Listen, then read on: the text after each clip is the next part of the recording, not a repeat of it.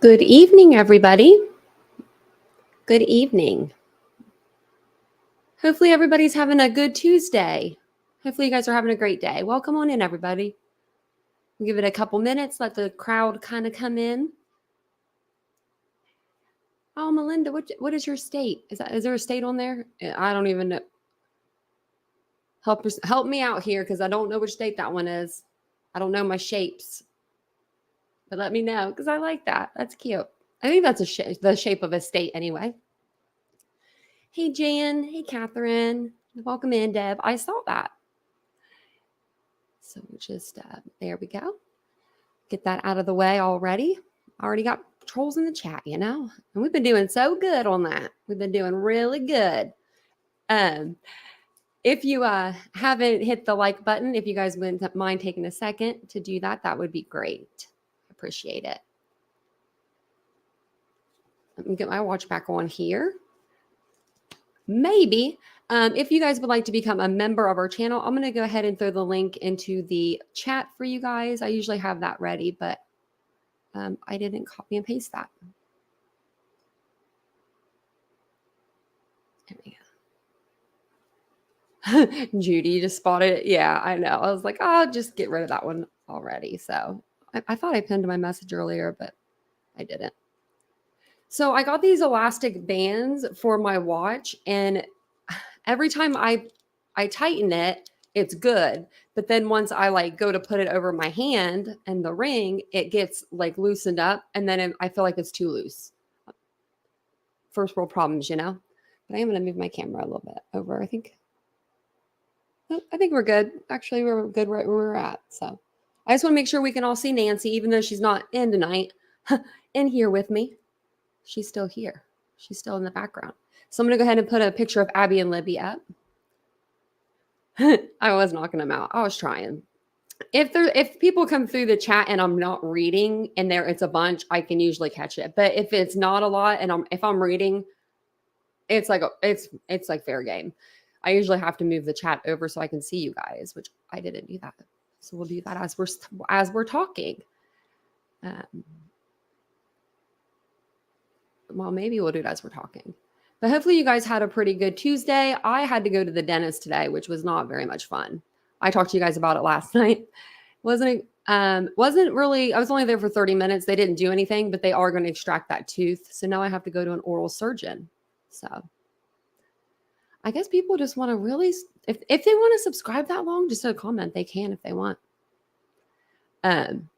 But we are going to be talking about Abby and Libby today. And I know that there was somebody in the chat earlier. They were talking about how they they haven't heard of this case, or they've heard of it, but they were going to start deep diving into it. So just to give you a little bit of background, this is Abby and Libby. Libby was age 14 and Abby was 13. They were from Indiana. Sorry. They were found deceased off of the Monon High Trail, which was off of the Monon High Bridge in Delphi, Indiana. This happened back in February 13th, 2017. That was the day that they went missing, and they were found the next day, Valentine's Day, February 14th, 2017. They arrested Richard Allen for this case, for this crime back in, October 2022. So he's been arrested. He's been incarcerated for a pretty long time. I mean, going on a year now. They sent him to a prison instead of a state jail, not state jail, a county jail. Normally they'll send you to a county jail, and that's where you'll wait until you go to trial. But for some reason, they sent him to a prison. I don't know if it was to house him separately, and they thought it was going to be safer. But we can all agree his health has kind of declined. Now, I don't know if that's because he confessed to, murdering 2 girls, or if it's because of this Odinism stuff. But the prosecution has come out with, with a little, a rebuttal of sorts. So we'll read through some of the documents this evening. Then I'm going to show you guys, I have it pulled up. I remembered to edit the video together. It's 15 minutes. It's the of me and Vincent of our walk. It's of the drive up to and the walk of and up to the Monon High Bridge. So we'll watch that at the, we'll watch that like in the middle. And then that way we'll kind of like break up the reading a little bit with something. It's good to see everybody. Welcome on in, everyone. Hey, Pretty K. Hey, Mary Beth. Hey, ALR. Hey, everybody. I see you guys. And there we go. I see everybody. Yeah, so if you guys wouldn't mind just taking a second to hit the like button, we're going to get to reading here in just a moment. And let me put the channel membership link in the chat for you guys. So like I said, we're going to continue reading the documents that we've been reading. So I'll get them over here. Actually, let me get us to the page that we need to be. So the last thing that we talked about, we've been talking about part 2, the evidence that connects the Odinites to the murders. And we've been talking about, in particularly, Brad Holder. This section really goes and deep dives into him. So I want to make sure we're on the right page, because I was going back reading through. Now, I didn't get to read the state's response, so that'll be something we get to read together. And I'm looking forward to it. Okay, where were we? I had this on the right page, probably. There it is. Okay. There it is. Hey, Alicia, welcome. Hey, Pocket. I questioned just that just one person was able to do this. So if this is all correct, if this is all true, like, okay, not all true. Okay. I don't want to say the whole thing's true. If the crime scene is true, then I don't really know how one person can do that. With the positioning, because they're saying that they were moved. If these bodies were moved from the first, like from where they were killed to, where they were staged, let's say, then then one person can't do that. One person just couldn't. But my mind this whole time has been like, yeah, they're going the right way. They got the right guy, Richard Allen. That's the only person involved. And I don't usually think outside like of that perimeter. I usually stay in the perimeter of what the officers or the investigation's going. But this document drop was like a smack in the face almost. Because we didn't know anything about this case. We haven't been given any information. We were given the PCA after, people fought for it. And that was all we got. And I thought that PCA was like pretty well written. Well, when I went back and I read it again, I was like, wow, this isn't very detailed. Not compared to, other PCAs that I've read. So tonight we're going to start on the, like right here where it's bold. And I'm going to get my glasses on. So, they were found on the 14th, but they were, I believe, killed on the 13th, because the 13th was the day that they were out taking pictures and stuff. So it says here, Holder's alibi, because that's who they've been talking about, Brad Holder, was not scrutinized, and evidence supports Holder recruited mentally infirm Elvis Fields to assist in the abduction and murders, while Holder tried to stand behind a shady alibi. And Holder's alibi was not even close to fully vetted. Whenever Holder's name was brought up as a suspect, one reason they kept popping up as to why Holder was cleared as a suspect was his purported alibi. An unclassified FBI report revealed the work or lack of work that the law enforcement performed to check out Holder's alibi. That document is marked as Exhibit 65. This report was prepared on April 13th, 2017. In this report, Pulaski Sheriff's Deputy Frederick Rogers followed up at Liberty Landfill in an attempt to verify the employment and the work schedule of Bradley Holder. Susan Case from Human Resources stated that Holder's time card showed that he clocked in at 4:45 a.m. and clocked out at 2:45 p.m. Chase also said that she would be the only person that could change/manipulate the electronic time card. Chase further admitted that there was a security camera on site. Here's how Deputy Rogers memorialized that part of their conversation. Case advised Brad drives a junky red truck to work with a G on the front bumper. Case advised the security camera at the scales may have picked up his vehicle coming and going on that date. Case advised that Holder stays on property for his lunch break. The report concludes with this. Case provided this officer a copy of the timesheet for the week showing Brad indeed had clocked in and out on February 13th, and he was still at work on today's date. Here's what we don't know about Holder's alibi at work. And let me just put this up real quick. Sorry, guys. Why is it doing that? Okay. Let's see if I can.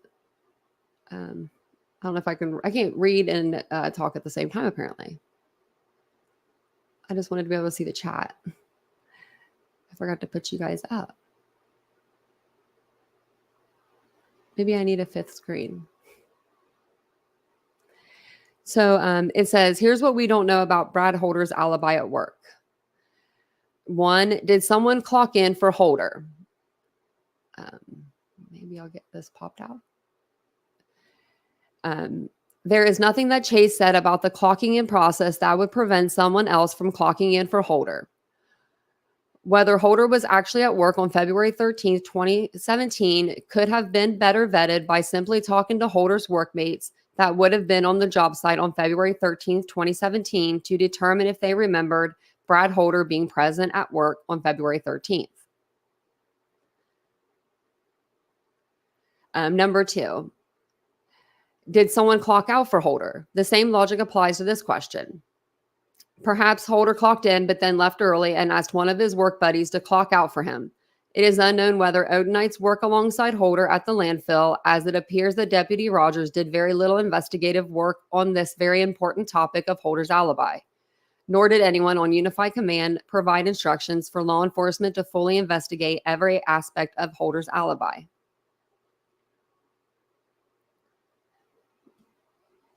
Welcome in, everybody. Hey, Arlene. Hey, Aries. Oh, I'm sorry about the storms up there. It says 3, did Chase actually watch the video? The report is so poorly written that it can't be determined whether Holder's distinctive vehicle could be seen on the video or whether Chase was merely claiming that, hey, if you want to watch a video from the camera placed near the scales, it may show Holder's truck coming and going. 4, did anyone in law enforcement watch the video alluded to by Chase, and if so, what did they see? It is quite maddening that the report refers to the possibility that a simple review of a video could determine whether Holder's junky red truck with a G on its front bumper was seen coming and going on February 13th. However, the fact is that this report does not inform anyone of whether law enforcement ever viewed this video. It would be presumed that if the deputy did watch the video, he would have memorialized it. Number 5, even if Holder's truck was viewed on the video, was Holder the person driving the truck as it arrived on the work site?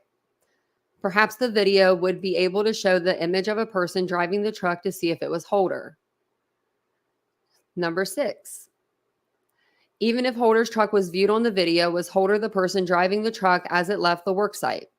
In the event that Holder wanted to appear showing up for work, but then left early in someone else's vehicle, who picked Holder up at the site to get to Delphi in the early afternoon, it would be important to know who was driving the truck when it left the property. Oh, thank you, Be Happy, for the super sticker. I appreciate that so much. Thank you. Thank you so much. I'm going to grab my drink really quick, so that's a good time to segue over to getting me a drink. You have more storms coming up there, Aries? My lordy. I guess good thing I'm more inland in Ohio.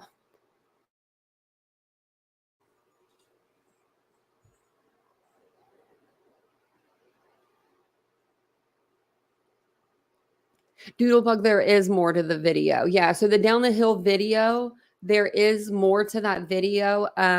There's 43 seconds in all, but I think we only got like 3 seconds of it. Down the hill, down the hill, like 3 seconds. So I'm hoping that she recorded, I think she did, I don't know, anything more. I mean, there's 43 seconds, so was it 43 seconds before like him walking up, or, you know, I don't know. I hope that I hope it's something good. And I think it would be. It is only 24.3 miles or 32 minutes from Buffalo, Indiana to Delphi, Indiana. Even if Brad Holder actually clocked out at 2:45 p.m., he could have been in Delphi before 3:15 p.m. If Holder left at noon and had a buddy of his clock him out a couple hours early to create the illusion that Holder was there all day, then Holder could have been on the trail by 1 p.m. This is why watching the video and interviewing employees who worked alongside Holder would have been a critical step to take in the investigation.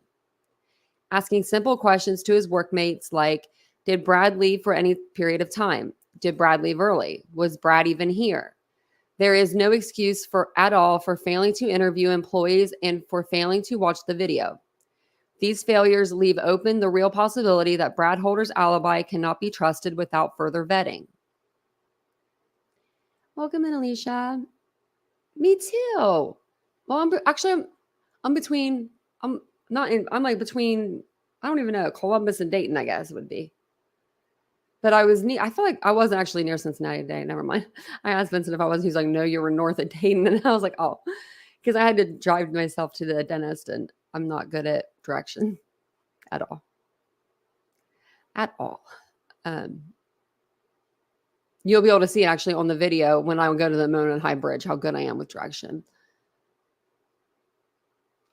Where are we at? Here we go. Did police ever consider that Brad Holder convinced his minions to abduct and participate in sacrificing the girls until he arrived?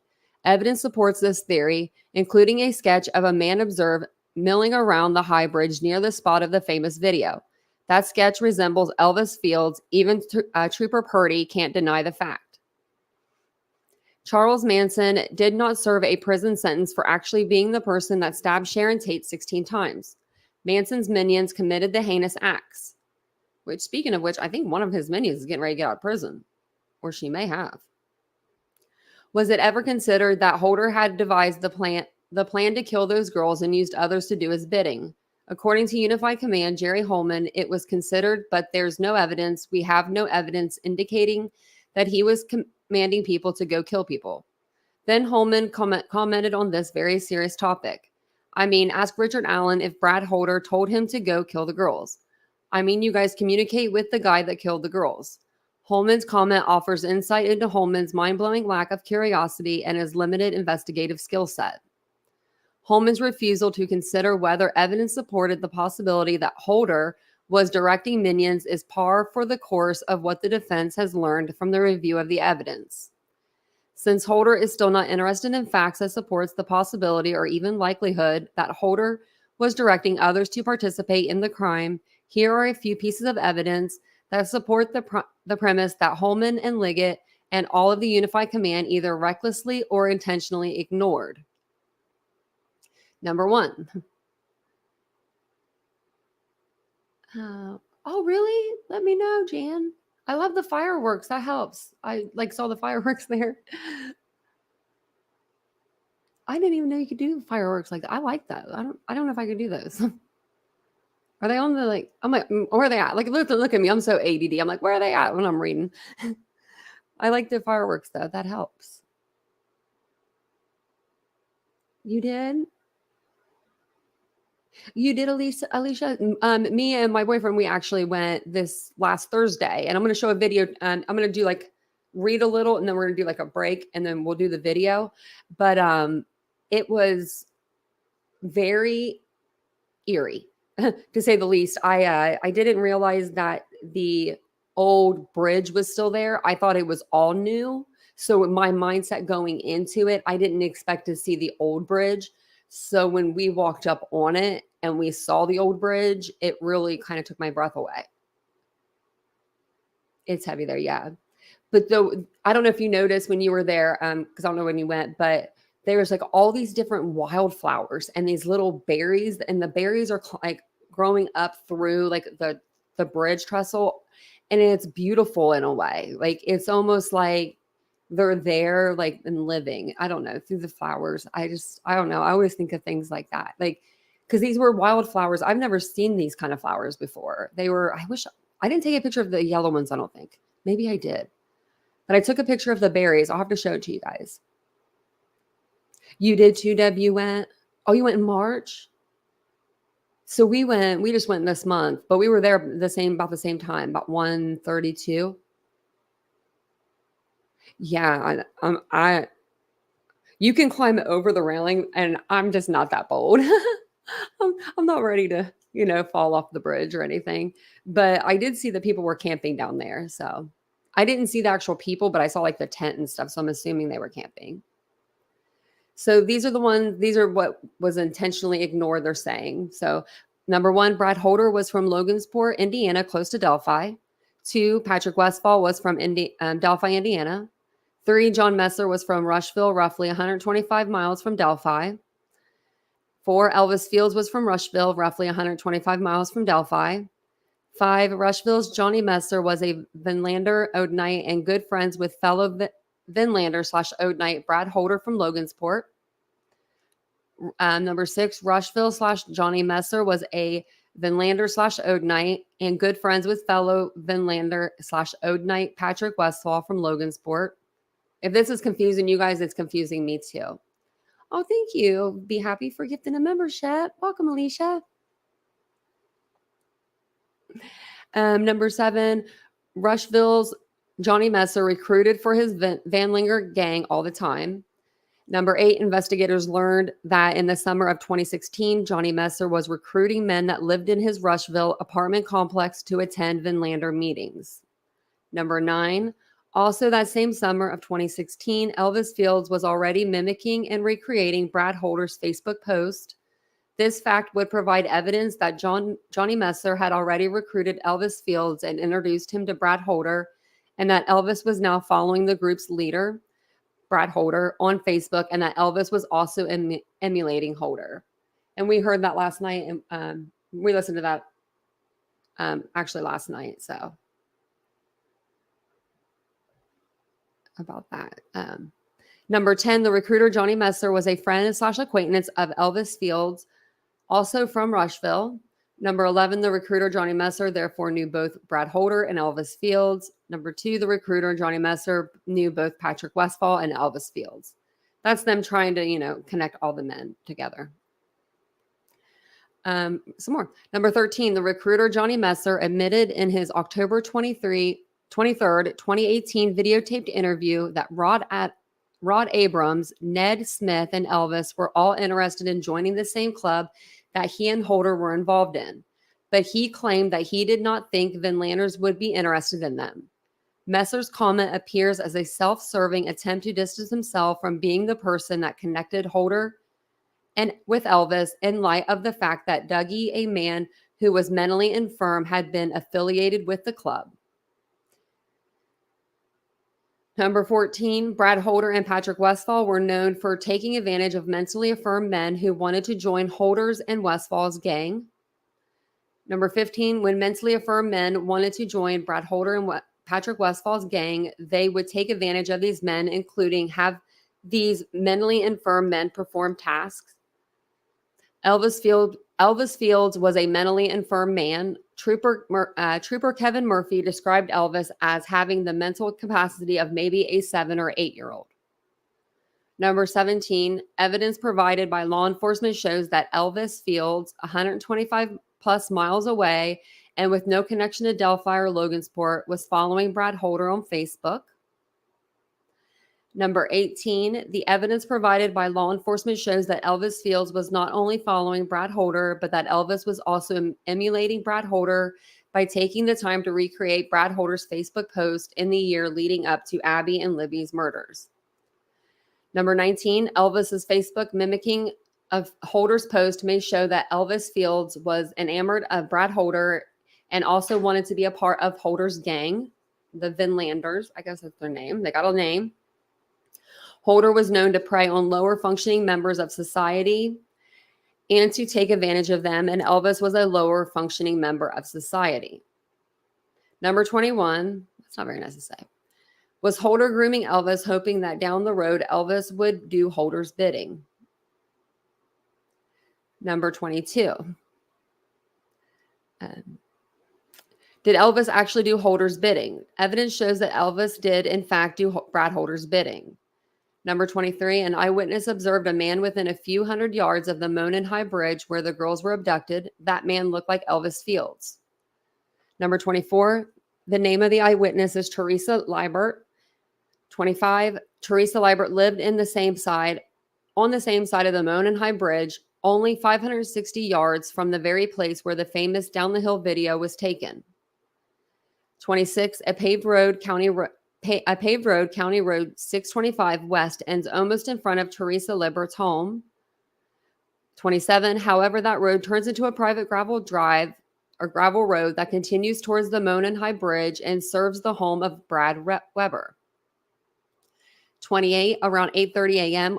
on the morning of February 13th, 2013, Teresa Liebert observed a man on 625 West near her house standing near mailboxes used by property owners nearby. 29, Teresa Liebert has never observed the homeowners walk to their mailboxes because of the distance from their homes to the mailboxes. The homeowners drive their vehicles to drop off and pick up their mail. 30, Teresa Liebert has never seen this man before. 31, Teresa was in the passenger side of a truck being driven by her husband, Dave Liebert. 32, the man Teresa observed was standing very close to the passenger side of the Liebert truck as they passed him. 33, Teresa, sitting higher in the truck, had a good view of the man's face as she passed him and noticed that the man appeared to be startled and concerned at being seen. 34, Teresa Liebert, in fact, turned to her husband and asked something like, "What do you think he's doing?" 35, after passing the man and driving approximately 50 more yards to their driveway, the Lieberts exited the truck.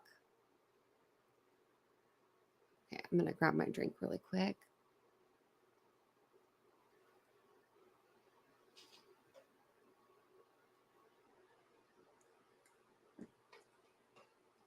I think we're all from the same little area over here in the United States.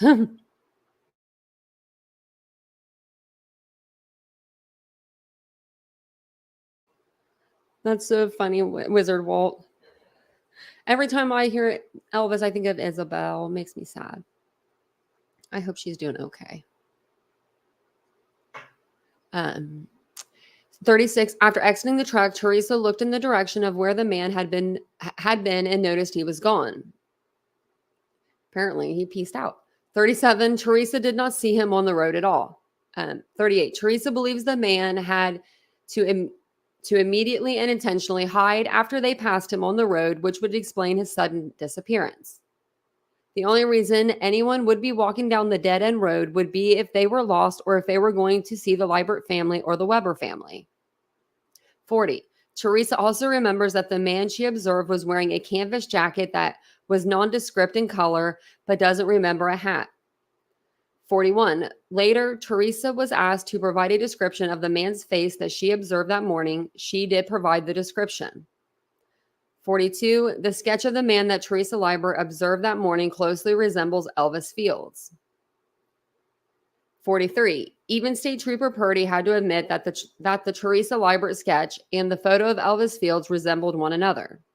Find attached the Teresa Liebert sketch marked as Exhibit 71 and a photograph of Elvis Fields provided in discovery that Purdy was comparing with the sketch marked as Exhibit 72. 44, after the girls were murdered, Elvis told his sister that he was now part of a gang and had a brother. 45, was the gang mentioned by Elvis Vinlanders, and was the brother Brad Holder? Again, these are types of questions that monumentally inept Unified Command should have been asking. Trooper Jerry Holman indicated in his deposition that there was no evidence that Brad Holder may have directed others to kill the girls. As stated earlier, Holman even proclaimed that Holder was not even really a suspect. The defense disagrees. Sometimes it just takes a little digging, a little curiosity, and the ability to put pieces of a puzzle together. Very early on, multiple tipsters contacted law enforcement via the tip line requesting that Brad Holder be investigated as a suspect, but Liggett and Unified Command quickly cleared Holder as a suspect despite mounting evidence linking Holder to Abby Williams and the crime scene. And if you guys haven't seen a picture of Brad Holder, I did pull him up again. Let me see if I have that one. Okay. So they're going to put, like, this is the one with Brad Holder, suspect, like bridge guys in the middle, and Richard Allen is on the other side. So you guys can like see what he looks like if you've never seen him before.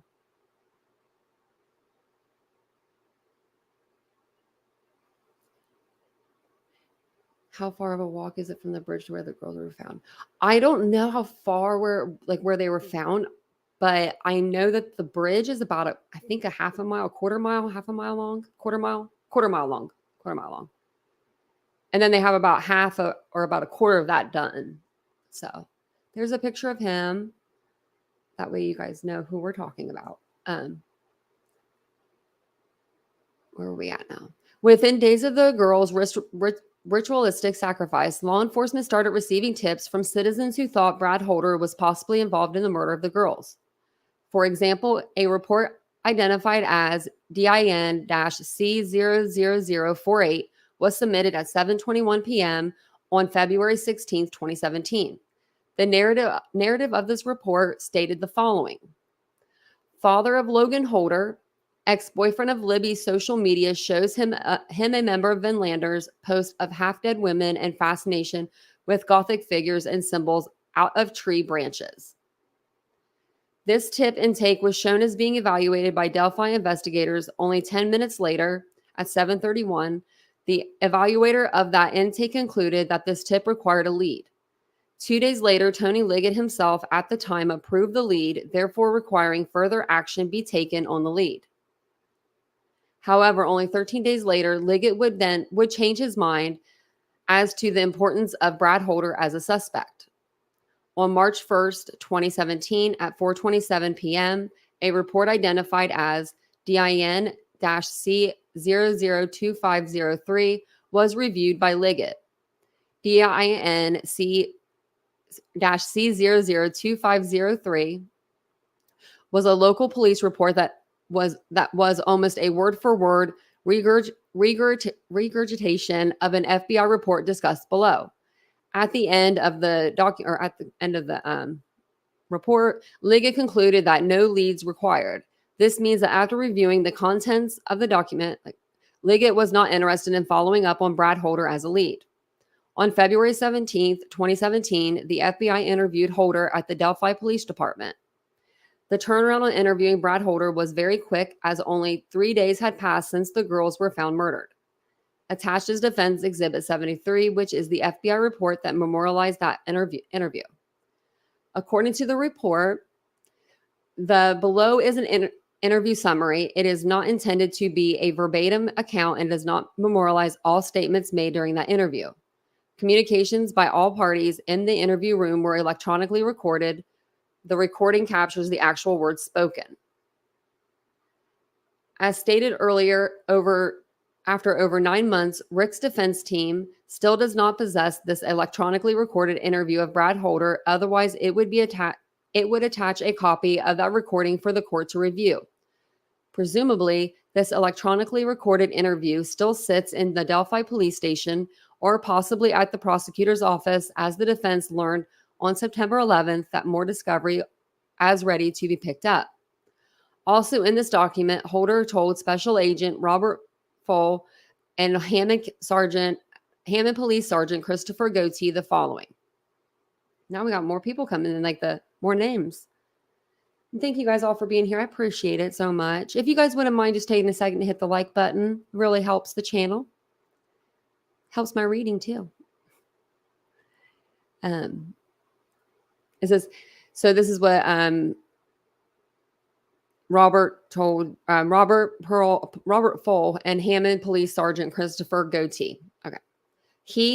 Brad Holder, stated that his son Logan, 16 years old, was a friend of Abby. On Monday the 13th, Holder received a text from the Delphi Police Department asking him to call back. Holder called the officer back and had a short conversation, stating that he had never met the girls.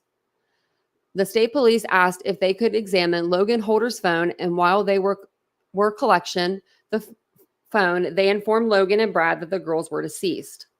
Holder stated that he visited Delphi every weekend to hang out with his friend Patrick Westfall. Westfall lived in Delphi and was a friend of Holder in the Army. Holder and Westfall served in Afghanistan together. When Holder would go to Westfall's house, he would bring his son Logan. Logan and Westfall's son would generally go to Canal Park and play basketball. Holder believed that this is when Logan would contact Abby. Holder never actually met Abby himself, and he believed that Logan only actually met her one time as they attended different schools. Well, I don't know if it was one time. I mean, they look pretty chummy. This is him here, you know. This is our dude here. They look like they are more than friends. Definitely. Not saying nothing wrong with them. Just saying. Hugging from the backside. I don't know. Just saying. It looks like they liked each other. Holder says Holder knew Logan to communicate with her on the internet with his phone. Holder provided Westfall's phone number as, and it's redacted. He also stated that Westfall suffers from post-traumatic stress disorder and is on disability. Oh, thank you, Mary Beth, for gifting a membership. Thank you. That's so kind. Oh, Selena got it. Oh, you're so kind, Mary Beth. Thank you. Holder continued to state that he and Westfall started a tribe of, oh man, there it goes again. Stupid word. We're going to get it this time. Asatru followers. Asatru was described as a warrior religion popular with members of the military. Holder, Westfall, and Westfall's girlfriend, Rachel Miller, host Asatru meetings every Sunday at Westfall's house. Holder stated that there are only 5 to 6 regular members that attend. Holder was asked where he was on Monday. He stated that he was at work driving machinery at Waste Management in Buffalo, Indiana, until he clocked out sometime between 2 p.m. and 4 p.m. After work, he went to the gym, workout anytime in Logansport. Again, this very FBI report was later converted into a document that was reviewed by Tony Liggett. Upon reviewing this document, Tony Liggett concluded that no leads required. In his August 8, 2023 deposition, Tony Liggett explained the different phrases used concerning how law enforcement dealt with tips. In this deposition, Liggett could not remember the exact language used to describe the situation when there was nothing more that could be done with the tip, meaning the tip was a dead end. In the deposition, Liggett said he believed the phrase used by law enforcement officers in reports to denote when, essentially, there was nothing left to do with the tip was no further leads. In his deposition, Liggett also differentiated, I can't say that word very good, sorry, between the meaning of no further leads and another phrase that might appear on reports, fully covered. According to Liggett, no further leads meant that there was just nothing to do. Sorry, I'm going to read that again. According to Liggett, no further leads meant that there was just nothing to this to start with. Fully covered means someone did something with it and that it was completed. When pressed as to what those two phrases, no further leads and fully covered, mean in practical terms of whether there would be an exception of future investigation related to the subject of the tip, Liggett said that both of these phrases meant that law enforcement had completed the work on the tip. In other words, the tip was dead. It is obvious between Liggett's deposition and the language Liggett used in DIN-C002503, and that Liggett had concluded that there was no further investigation needed of Brad Holder at the time because he said in his deposition there had been nothing there from the beginning that needed investigating concerning Holder, meaning no more work to be done, no more investigation to be conducted concerning Brad Holder. Nothing to see here. Holder had an alibi. Please look at the next suspect. On March 1st, 2017, Liggett essentially gave up on investigating Brad Holder because of Holder's purported alibi. Well, I mean, if he's clocked in at work and he's working, I mean, you know, that's a pretty good alibi.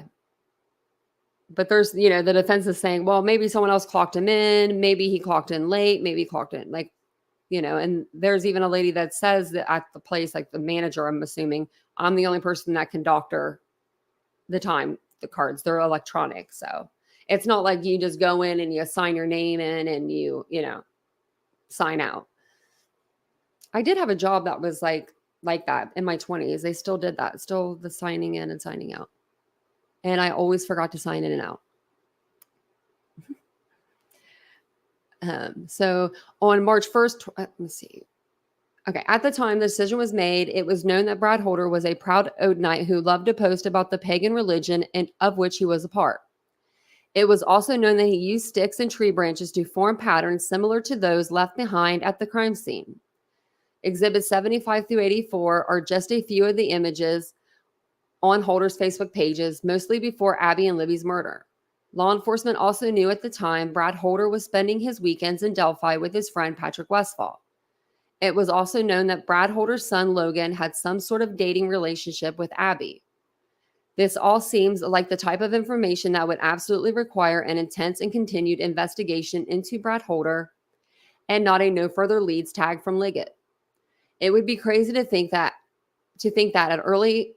at that early stage in the investigation and with all that information that was already known by Liggett, that he would assign the destination of no further leads, ending the investigation of Brad Holder only 15 days after the girls were found brutally murdered at a very bizarre crime scene.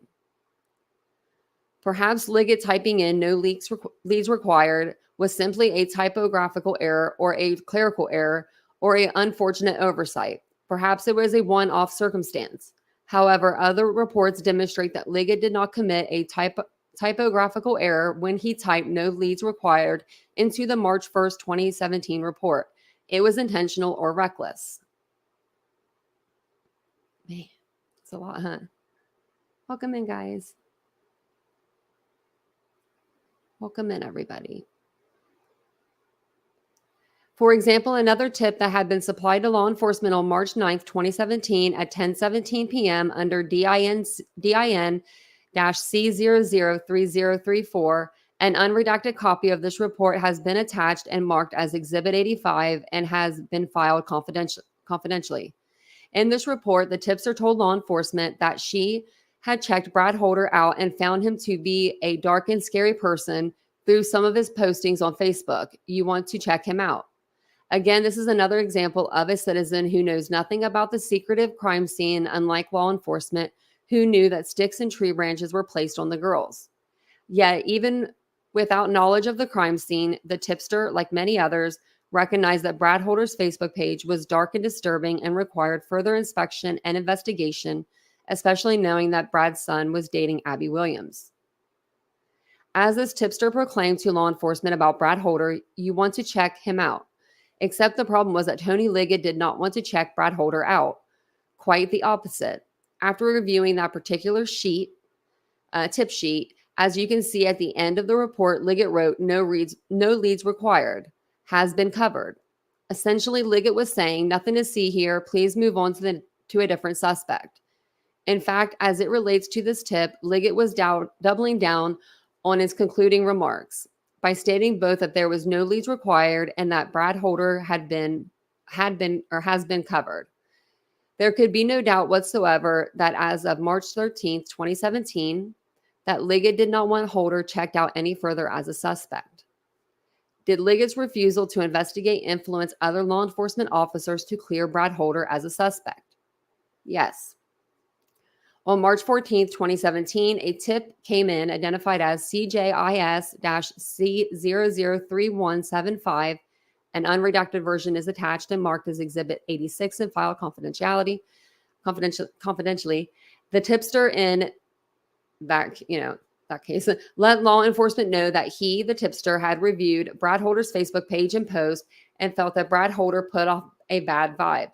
This lead was evaluated by Kevin Hammond, who was a member of Unified Command along with Liggett and Holman. Kevin Hammond wrote in his evaluation, no leads required. Brad Holder has been cleared. Again, any even moderately curious human being would have looked at Brad Holder's Facebook page, compared images on Brad Holder's Facebook page to the crime scene, and then considered that Brad's son was dating Abby and that Brad was a part of what appeared to be a religious cult, and thought, wow, this is a guy we better investigate. Instead, Hammond followed Liggett's lead in the system. Liggett had already cleared Holder, so that is exactly what Hammond did when entering his findings into the system. Now, two members of Unified Command, Tony Liggett and Kevin Hammond, had been both had both disregarded the already mounting evidence that possibly pointed the finger at Brad Holder. Both Tony Liggett and Kevin Hammond had stopped the investigation into Brad Holder dead in its tracks by claiming that Brad Holder had been cleared as a suspect only 4 weeks after the girls were murdered. Did anyone other than local law enforcement ever clear Brad Holder as a suspect early on? Yes.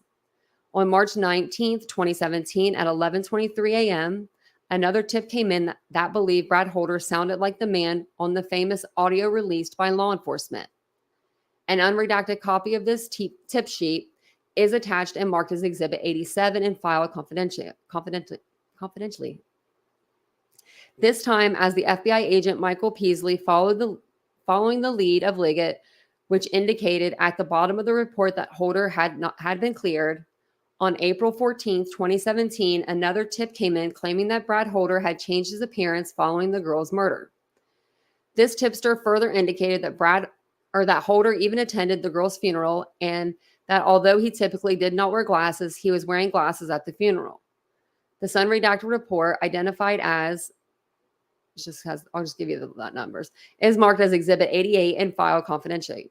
Another tip sheet reports exist that tell a similar story. The defense offers up one last report related to Brad Holder. On August 14th, 2017 at 12:59 p.m., a woman contacted the police. The report memorialized the tip as following. 2 women posted to a Facebook group that Brad Holder was responsible for the homicides. The tipster saw this post and told the police the contents of that post. The tipster went to summarize what she read. Holder is a pagan, murdered the girls as sacrifices, and left an F on the victims' bodies. Holder's son Logan is Abigail's ex-boyfriend. Obviously, the F left at the crime scene was not left on the girls' bodies, but rather on the tree painted using Libby's blood. However, how could this information concerning the letter F have even been known to anyone to talk about? A curious person might ask, could it be that someone who participated in the murders had talked about the crime scene with someone who then talked to someone else, slightly mixing up the facts as the story passed from person to person? Law enforcement should have viewed this tip as something extraordinarily important because it was a tip that provided secretive information about the crime scene not known by the public. This information about an F being left at the scene was not only unavailable to the public, but there is no evidence that it was being discussed on the internet. This tipster could have been interviewed. The Facebook group members could have been interviewed. The state police or FBI tech people could have tracked down the people that posted this information to determine from where they received this F information. If this is true, that's, I don't know. I mean, but small towns talk. Like, I just don't know how more information hasn't been leaked out through that small of a town. Continued investigation as to the source of the knowledge of the F discussed on the group chat or the chat group could ultimately lead to someone who was at the crime scene and participated in the murders. That is what a good law enforcement would do. Instead, what happened, as you can see on intake form, any potential investigation stemming from this potentially game-changing information of somebody's knowledge of the letter F being involved in the crime scene ended before it even began. The defense has marked an unredacted copy of report as Exhibit 89 and filed as confidential. The law enforcement officer that initially evaluated the tip must have understood the importance of mentioning the letter F because conduct follow-up was the request made. However, the next person in the chain, Roland Purdy, upon reviewing the tip, simply followed the previous lead of Liggett and Hammond. When it came to possibly further investigation of the tip generated from, it gives a report, Roland Purdy in a report identified as, and it says invest lead, called Brad Holder fully covered. Who were these people that somehow knew about the F at the crime scene and how did they obtain that information? The world will never know now because Trooper Purdy followed Liggett's and Hammond's lead and buried that tip by claiming that Brad Holder had been cleared as a suspect.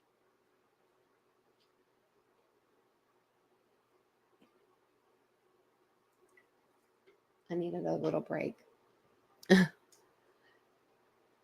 Okay. I'm just going to turn my camera off for a second. So I'm going to sit up a little bit more. That way you guys are not like, what is she doing?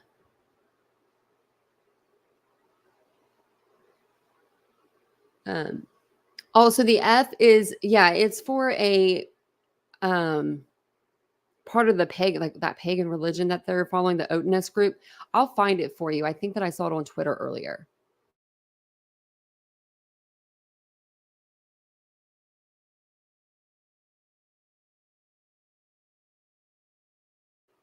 Let me see if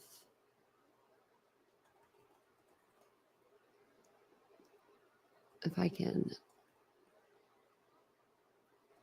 put this in, and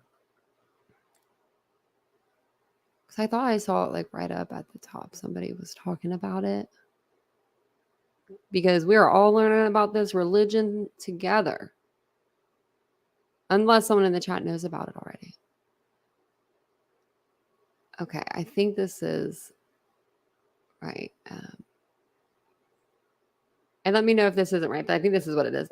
Enzus is the ruin associated with the supreme god Odin. And that's what, like, I guess if it's going down, if it's going up, looks like. Very, very weird. Something that I don't know about. Hey, Nookie. Oh, really, Pickle Me Mo? I didn't know that. I like Watts. Yeah. I'm trying to find the document. There it is. I'm like, where am I going? Okay. So to conclude this section on evidence of Brad Holder's involvement, Richard Allen's defense team would tell the court that Liggett was aware of many ways detailed in this memo in which Holder was tied to the Delphi murders. Yet despite this evidence linking Brad Holder to the crime, this is the dialogue between Liggett, who was answering defense counsel's questions at Liggett's August 8th, 2023 deposition concerning what Liggett claims his knowledge of Brad Holder was. Question. Too bad I don't have someone else with me. They could do the answers. Vincent. Question. Okay, so Brad Holder then. So was there any reason that Brad Holder was a suspect or at least a person of interest other than the fact that his son, Logan, dated Abby?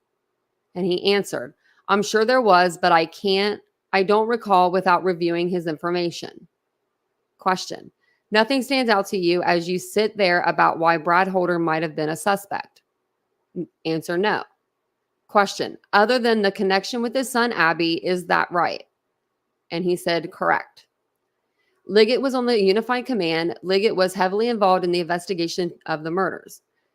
To feign ignorance like that concerning, am I saying that wrong? How do you say this word? Feign. To feign ignorance like that concerning that Brad Holder, or concerning the Brad Holder component of the investigation is astounding. Unified Command was fully aware of the Murphy/Furnessy/Click investigation tying Johnny Messer and Elvis Fields to Brad Holder. In the deposition, Liggett had the opportunity to open up and say something like, Brad Holder was heavily investigated. There was even a thought that he was tied into some guys down in Rushville. If you don't have the evidence yet, let me get that to you. In the end, we didn't think it added up.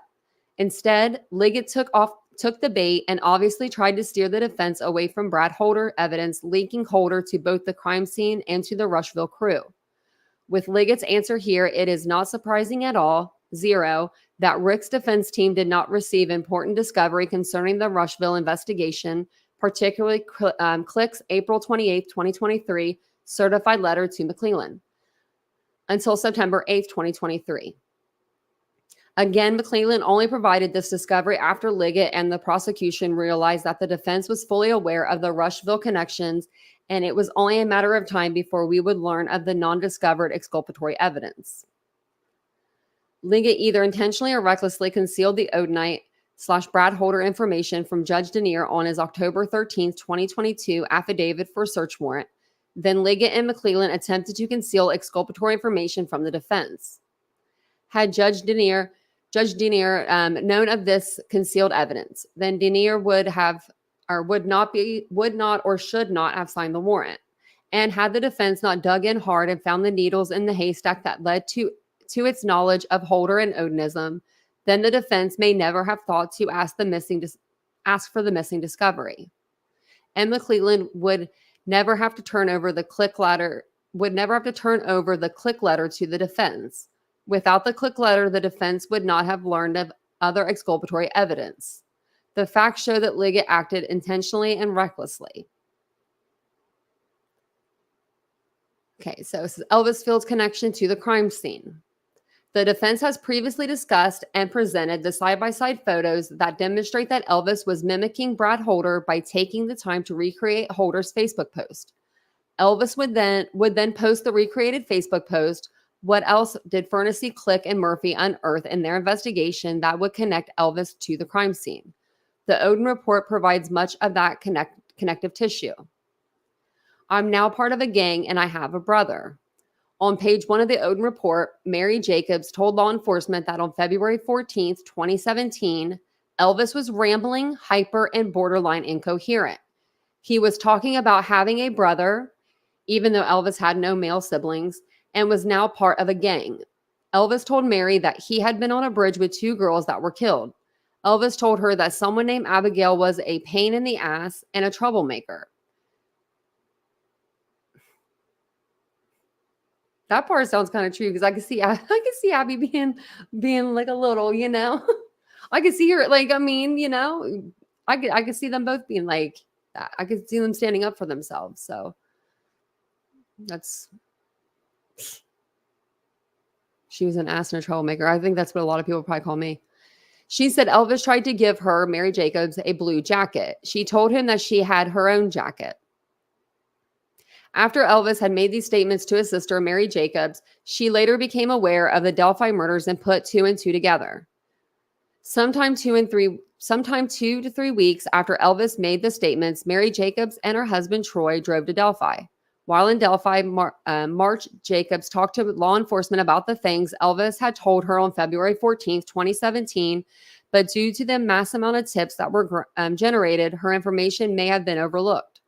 The defense has requested that the prosecutor locate the tip sheet that contains accurate details as to exactly when Mary Jacobs and her husband visited law enforcement officials in Delphi and what was communicated during this visit. Unfortunately, this is yet another piece of evidence that the defense has not received. If my spit is found on the girls, but I can explain it away, would I still be in trouble? It's crazy.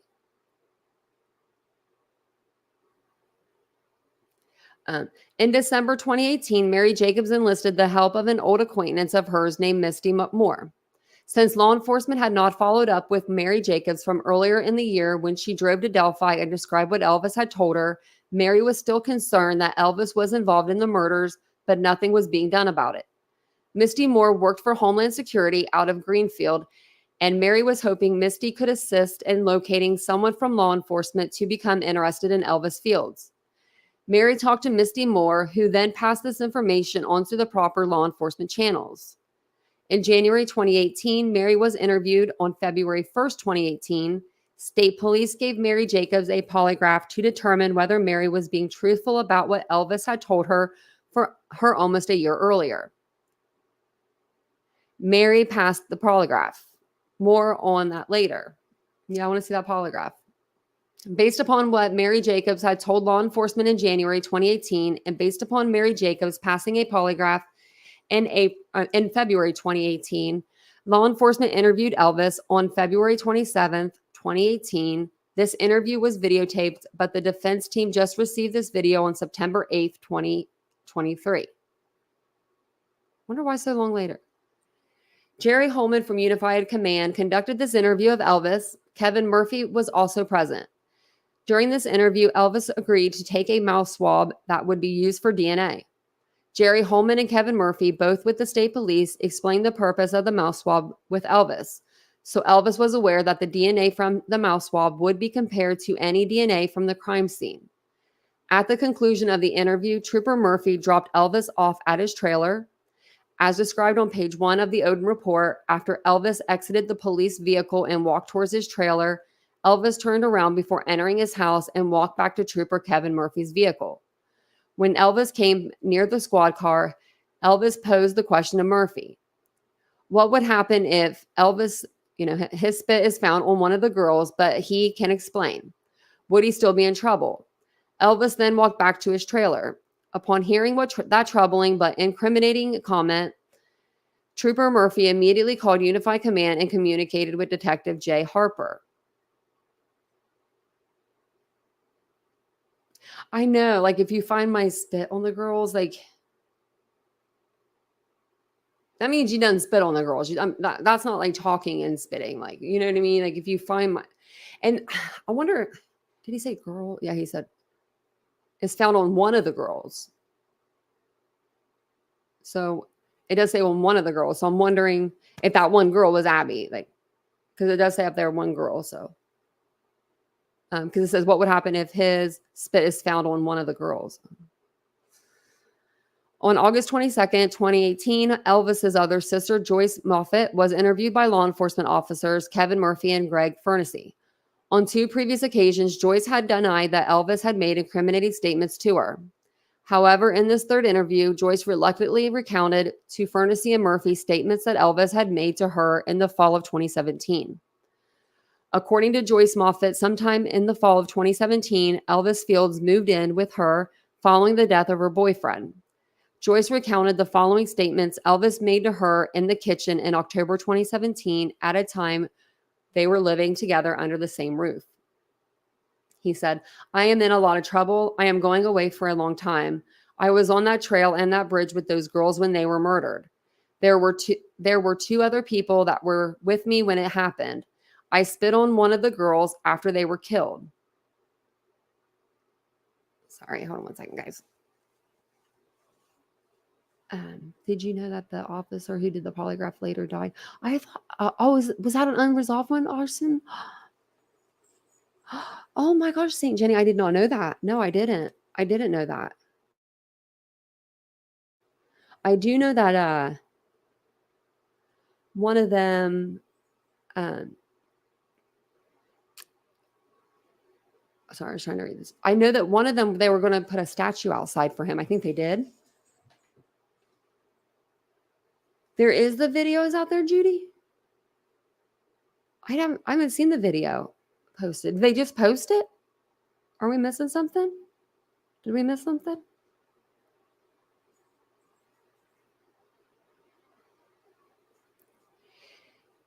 Like, I don't understand how you can take out, this is my thing. I don't understand how you can take out, and murder 2 girls.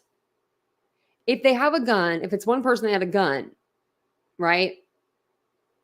I can see that them walking together and staying together.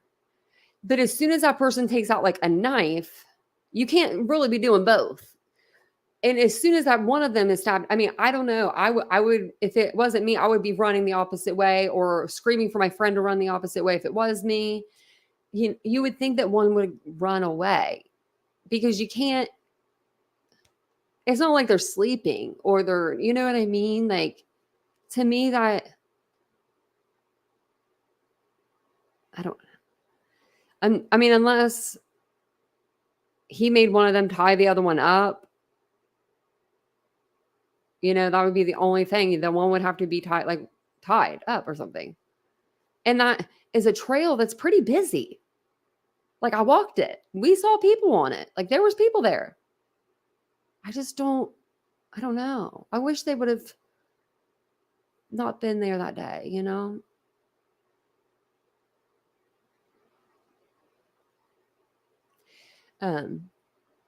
So yeah, that guy did say that there was 2 different people speaking on the phone, but he also, that guy that did that interview, he said within like 24 hours we were going to hear some huge news and nothing ever came out.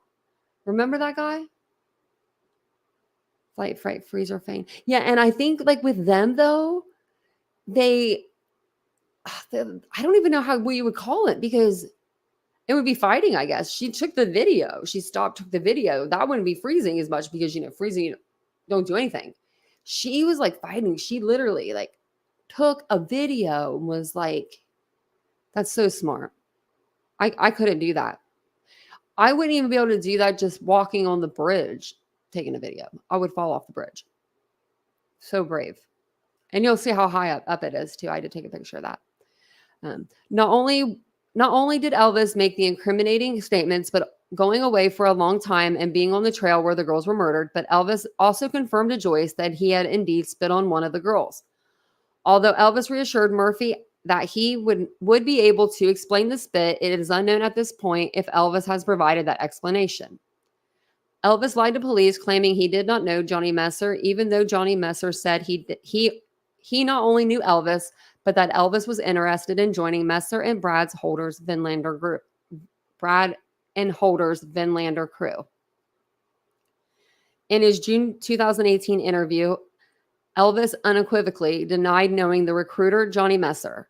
However, in his October 2018 interview, Johnny Messer tells a different story. In that October 23rd, 2018 interview, Johnny Messer states that Elvis lived with his Uncle Billy Messer. Johnny Messer further stated in that interview that Johnny Messer, would take firewood to his uncle's home during the winter that Elvis was living with Billy Messer.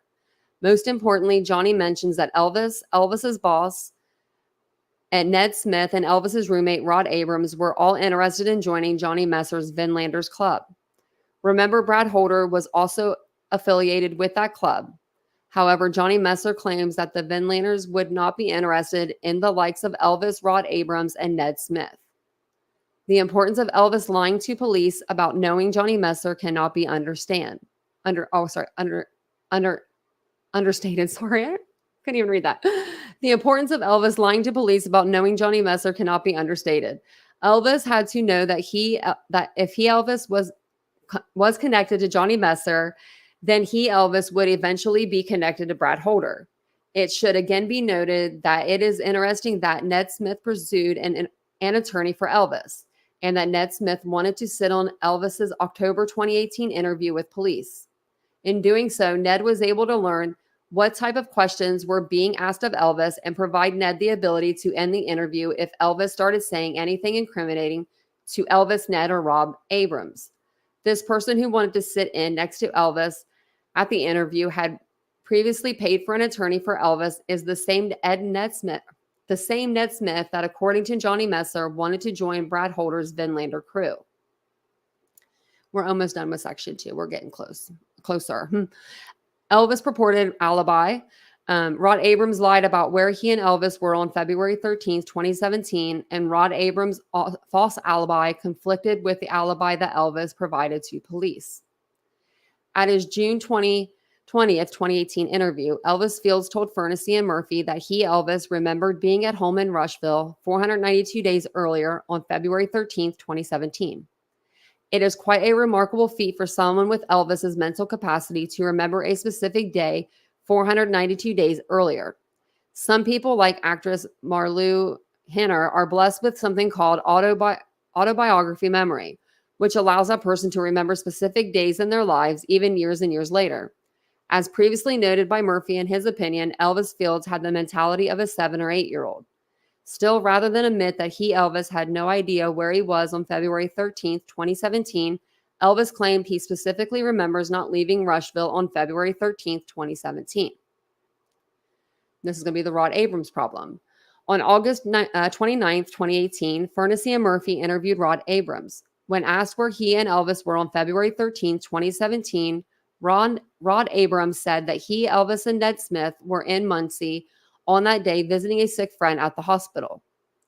Autobiographical memory must be in the water in Rushville, as Rod Abrams, when interviewed, was able to remember exactly where he was 562 days earlier. In addition to remembering that they were at the hospital in Muncie, Rod also stated that both he and Elvis had their phones with them. If you're at the hospital, you might know the date that you were there because it might be really something important. I don't know. Might be something like, what if, like, okay, like when my mom went into the hospital, I know the exact day. I know the exact day she died. I know the exact day she went in. I know the day that, which days I went to visit her, what we did those days. I remember all that. And it'll be 8 years in October. Like, crazy talk. You can remember that. I mean, you can. I don't think that if you have a mental disability, though, that you would be able to remember that. I don't think you would be able to, but I don't know. In supplement number 542, Joyce Moffat interview provided in Discovery, handwritten notes, presumably of law enforcement, state the following. Fields, Ned Smith, Rod Abrams, they were not in Muncie on 2/13/2017 at hospital. This was the conclusion of law enforcement, and obviously Rod Abrams' ridiculous statement that their phone records would not confirm that their phones were at the hospital because of hospital equipment is common sense evidence that Rod Abrams was lying as well. He said, my phone ain't going to show me I'm there because of the... My Lord, because of the hospital. They will connect you to that Wi-Fi for free under a guest. The phone problem. On February 13, 2017, phone records apparently show that Elvis's phone stayed in the same place in Rushville from approximately 10:30 a.m. until approximately 7:30 p.m. Phone records also show that Elvis, for some reason, did not use his phone whatsoever for roughly 9 hours. Elvis told law enforcement that he usually kept his phone on him. As stated in the previous paragraph, Rod Abrams stated that Elvis had taken his phone to Muncie to visit the mystery friend in the hospital. However, phone records show that Elvis's phone was in Rushville during that time frame. The problem is twofold. One, Elvis's phone remaining at his home for roughly 9 hours conflicts with Rod Abrams' professed alibi for Elvis, Ned Smith, and Rod Abrams. Number two, in today's day and age, it would seem highly unlikely that Elvis would simply not pick up his phone for roughly 9 hours, especially when Elvis claimed that he usually kept his phone with him. The takeaway for any curious investigator would also be, at a minimum, twofold. One, Rod Abrams lied about being in Muncie, but Elvis forgot to stick with that lie. Two, Elvis went up to Delphi, but was told to leave his phone behind so that phone data would not show that Elvis, was in Delphi. It is unknown if Rod Abrams or Ned Smith's phone records were ever recovered. Suffice it to say, Elvis's and Rod Abrams' alibis are beyond highly suspicious.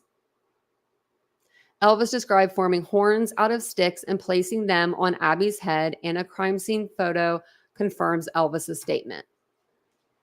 Perhaps the most damaging piece of evidence that links Elvis to the crime scene was found in an unusual place, the middle of a report that memorialized the results of Mary Jacobs' polygraph examination. In Mary's pre-examination interview, polygraph examiner Stephanie Thompson recorded that Mary Jacobs stated the following. Elvis told her Abigail is a little troublemaker, that he placed leaves on her and used sticks to give her horns. Horns and antlers are common symbols used in pagan rituals, and Brad Holder himself displayed the Odinite fascination with horns on his Facebook post. Find attached Exhibit 97 from Brad Holder's Facebook page. As you can see, the middle photograph is an image of a person with small stick-like antlers on the top of their head. Find attached a close-up photograph of Abby's head from the crime scene. From a distance, it may not be immediately noticeable. However, upon closer inspection, it is obvious that someone involved in the killings intentionally placed small sticks from a tree on top of Libby's hair to resemble horns or antlers.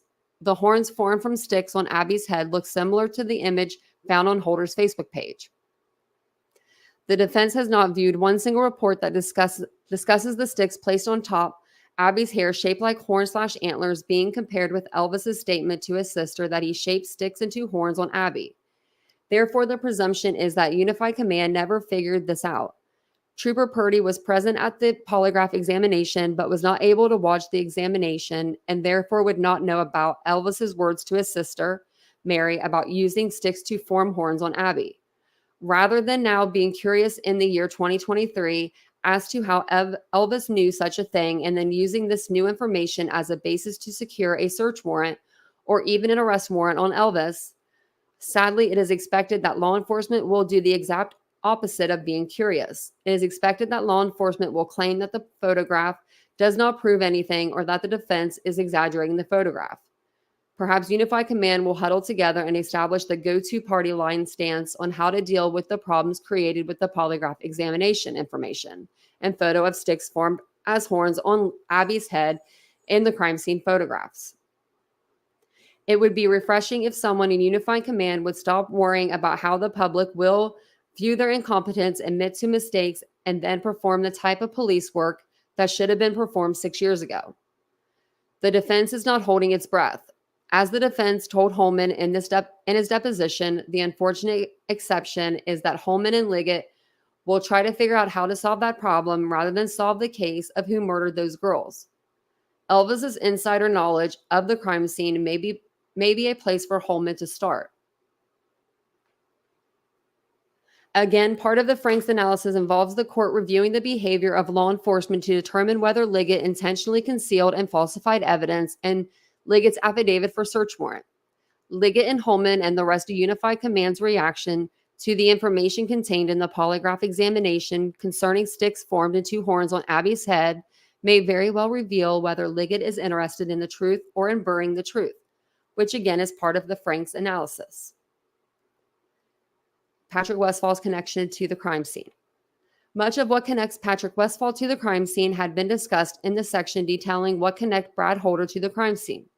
To shorten this section, the defense will numerically lay out both the evidence previously discussed as well as a few other pieces of evidence that will tie Westfall to the crime scene.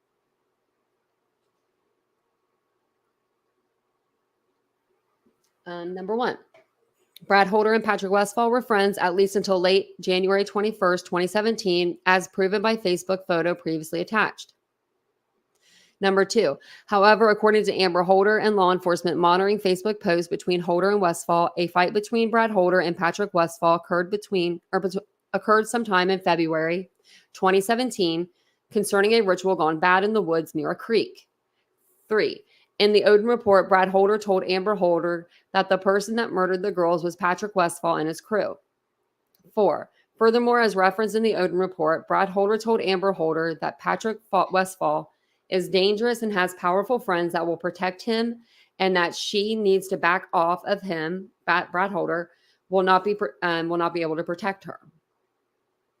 Number 5, Brad Holder told law enforcement that Patrick Westfall has post-traumatic stress disorder.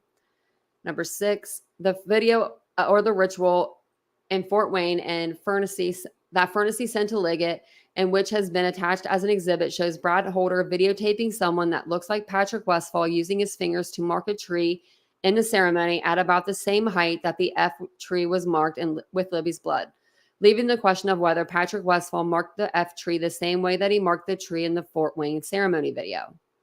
Number 7. Patrick Westfall lives within a 7-minute drive of where the girls were murdered.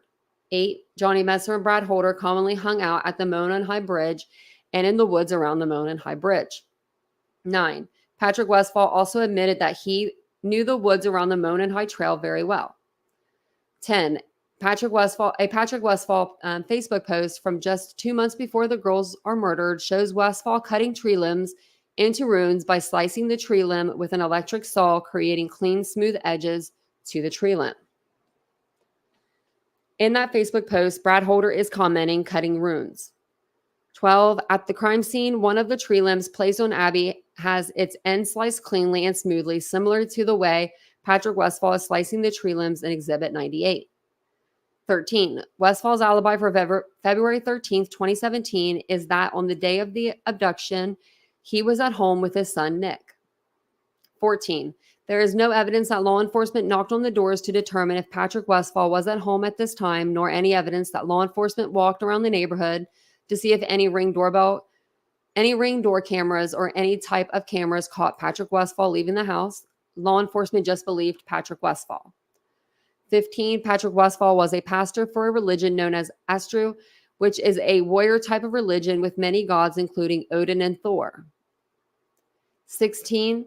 Patrick Westfall and Brad Holder were both affiliated with Van Linder's club or gang, along with Johnny Messer. Number 17. On March 2nd, 2017, only 16 days after the girls were found murdered, Unified Command member Kevin Hammond indicated that there was no lead required concerning Patrick Westfall, meaning no further need to investigate Patrick Westfall. I think we got like 6 pages left. Let me see.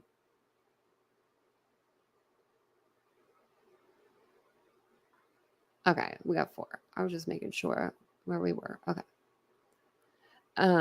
Patrick Westfall is connected to the crime scene in multiple ways. It is unknown if Brad Holder threw Patrick Westfall under the bus to Amber Holder in order to take the stink off of him himself or if Brad Holder knows that Westfall murdered the girls and then marked the tree like he did in the Fort Wayne ceremony. Either way, it cannot be understated that one single solitary softball interview between law enforcement and Patrick Westfall is disgraceful considering everything listed above that links Westfall to the crimes. Let's repeat that. It appears that Westfall was interviewed one time on February 19th, 2017. 2 weeks later, on March 2nd, 2017, Westfall was eliminated as a suspect. The defense is unaware of any search warrants requested on Patrick Westfall to determine whether this, man, I keep forgetting this word, a Zatru pastor had taken clothes of Abby or Libby as ceremonial keepsakes, or even if he had saved Abby's blood.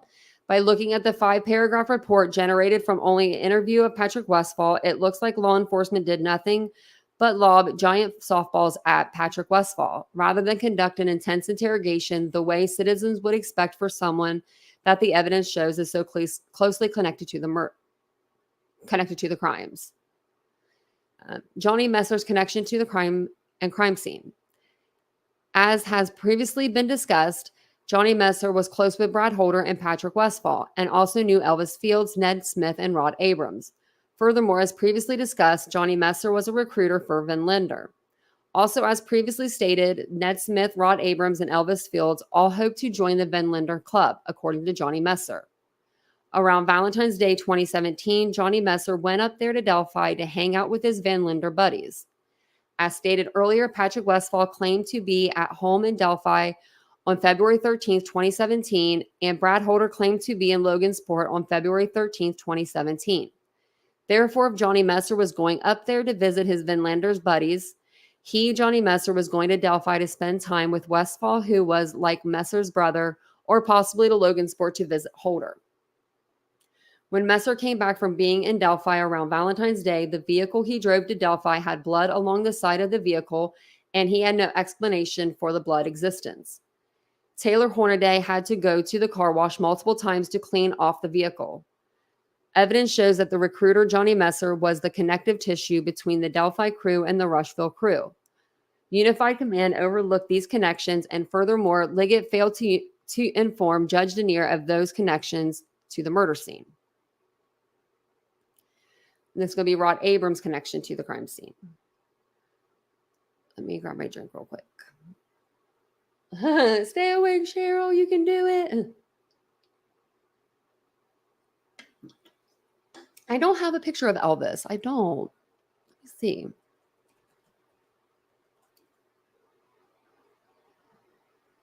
Let me see if there's any. I don't know. There's nothing on there yet. I don't see anything on the internet yet.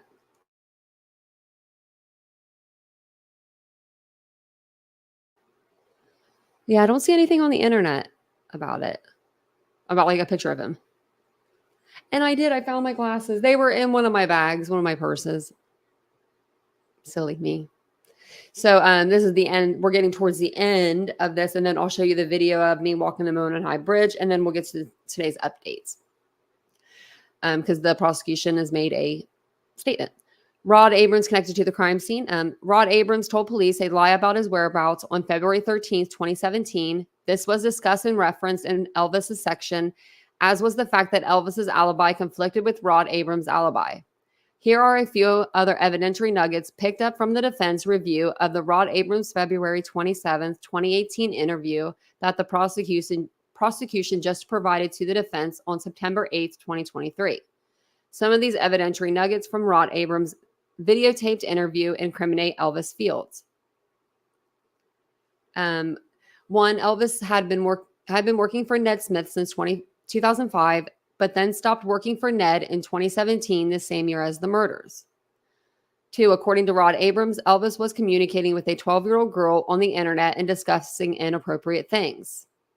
3, Elvis used Facebook to communicate to young girls aged 13, 14, and 15. Number 4, when law enforcement asked Rod, has he, Elvis, ever talked about doing anything to a couple of girls, there is a long pause. Then Rod Abrams finally said, no. The law enforcement officer then said, are you sure? Ron responded, he's never, he has, The law enforcement officer then says, you kind of hesitated when I asked you that. 5, when Rod Abrams is asked if Ned Smith and Elvis will also say that they were all in Muncie on February 13th, 2017, Rod Abrams doesn't answer the question, but after another long pause, tells a long rambling story about how Ned doesn't always remember things. Number 6, finally, law enforcement asked Rod if they could look at Rod's phone to see any text between Rod and Elvis. He refuses, claiming that Elvis no longer has his phone number after Rod changed phones. 7, according to Johnny Messer, Rod Abrams, along with Elvis and Ned Smith, were all interested in joining Messer and Holder's Van Lander Club. The lies about Elvis's alibi should have been especially alarming to Unified Command. However, the items enumerated above all should cause Unified Command to pause about Rod Abrams and Elvis Fields' involvement in the murders. So now we're at the conclusion of part 2. Part 2 was dense with information. However, the court should be able to see that Tony Liggett knew about the obvious connection between Odinism and the murders, and specifically the connection to Brad Holder, Patrick Westfall, Johnny Messer, Elvis Fields, and Rod Abrams, based upon the evidence provided to the court. The fact that a mystery Purdue professor purportedly led the Unified Command off the scent of Odinites is preposterous. Additionally, according to Todd Click's affidavit, the FBI cold case unit determined that Odinites were involved in the murders, but Unified Command did nothing to investigate the Odinites. Unified Command seemingly rebuffed the Rushville investigators, Furnessy, Murphy, and Click, who believed, based upon a large collection of evidence, that Holder, Westfall, Fields, Messer, and Abrams were all involved. Liggett's concealment of the Odinite information from Judge Denier was intentional or reckless or both. Yay, part 2, we did it. We did part 2. Part 1, I feel like that was the roughest part because that was the crime scene. That part was really rough. But we did get this finally. We're finally on to part 3. But we're going to go over to the, we got some stuff for the defense now, or for the prosecution. So I'm going to not mute myself. I'm going to turn my camera off just because I'm going to be like on a different screen. You're not going to be able to see me anyway.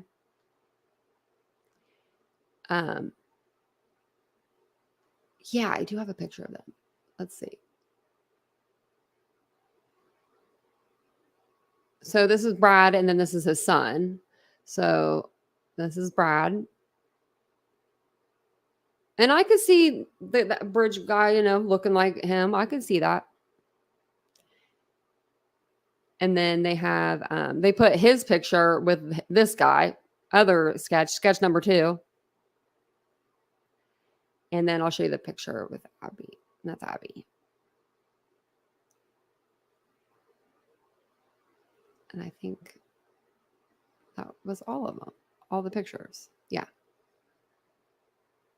I wanted to show you guys. So, and like I said, me and Vincent, we did make a trip over to Monon High Bridge. We live about 3 hours from there. So we took our dogs. So in the background, you are going to hear my 2 dogs acting a fool. No, I'm just kidding. They're not that bad. They're just panting really hard. Believe you me, we gave them like a gallon of water before we started this walk, but they're like panting so hard because they don't like the car, I guess. I don't think they like the car.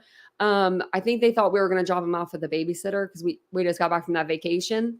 So they panted the whole time, but it's a good video. And I'll kind of talk you through it if I need to. But for the most part, it's just us driving up to the like the spot where, you know, you can park, and then we get out and we kind of walk up through there. And I do have some pictures as well, and I will show all the pictures on our next live. And I got some really good pictures of, like, you know, the like the maps and stuff along the trail and things of that nature. So let's see, how do I do this? Because I'm sharing a different screen. Okay. Just make sure that you guys can see this okay. Let me stop my camera there. Okay, and I'm going to mute myself for a minute. That way it's like I'm not in the background. But So I'm going to mute myself and then I'm going to play this. But you can see the dogs and you can see where we had to put up the center console because we have one of those things that your dogs sit on in the back seat. And they ruined that the first trip we took them on. They're beautiful dogs. They're my girls. So I have to stop the screen real quick and then redo it. Okay. I can get mine there.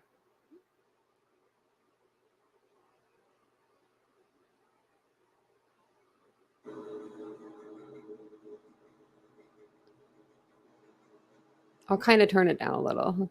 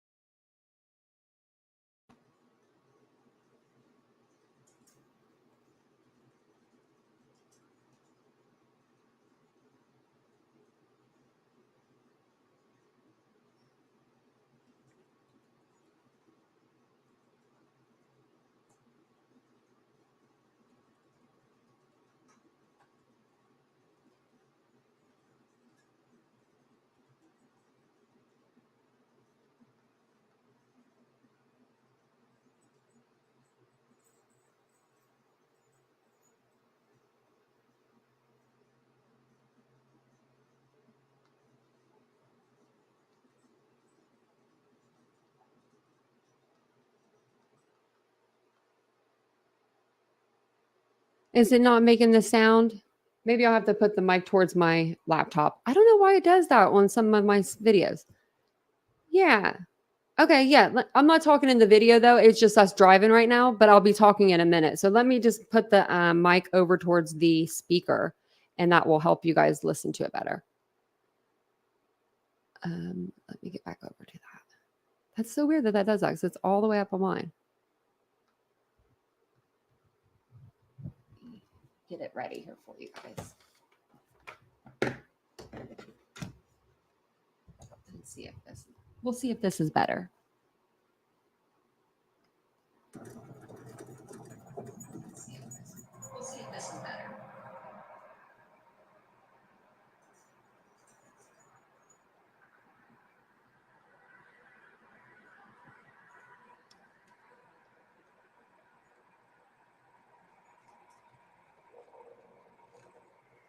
we made it. So we're going to walk the trail as much as we can with our dogs. They're a little crazy, and we're going to see what we can find out. We're going to go look for the Monon High Bridge. So let's go.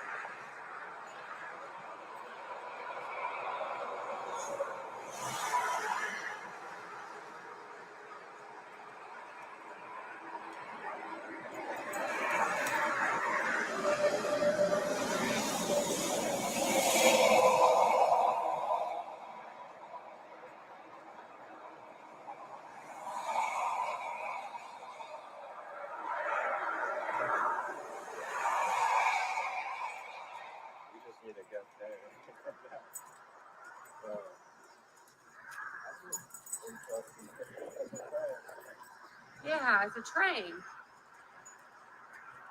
These dogs are wild. That one is going to give me anxiety attack. Look, she looks like she's having anxiety. Anybody want a wine rider? Free of charge.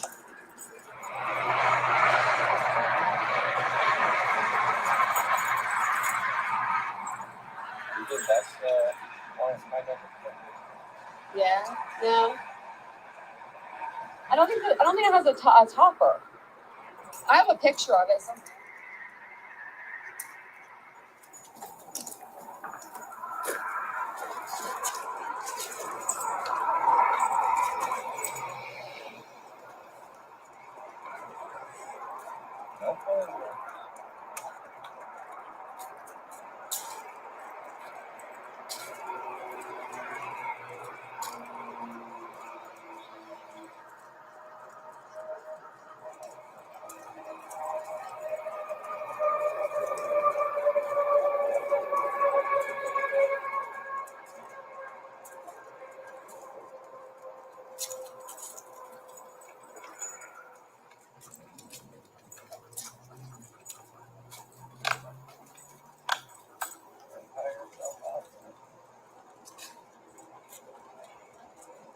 No need to walk past that.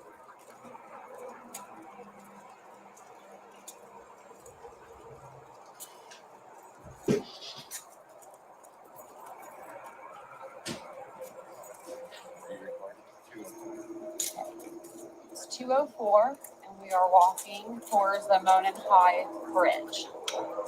I'm going to be cutting in and out. That way, you guys don't have to stay here through the whole walk, but you'll be able to see how far it is to the bridge from where you can park. You can flip it on back of your arm. You gotta save your energy so that if someone comes at you, you're gonna be fine. You won't be able to defend yourself.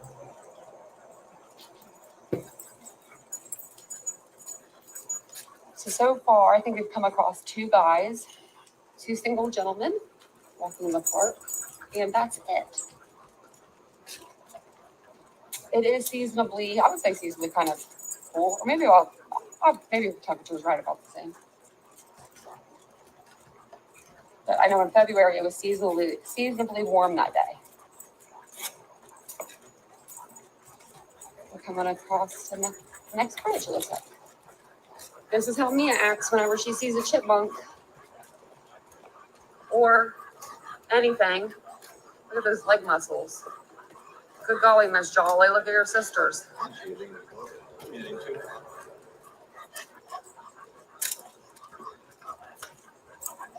I literally have to use two hands, like one just to hold. There's water.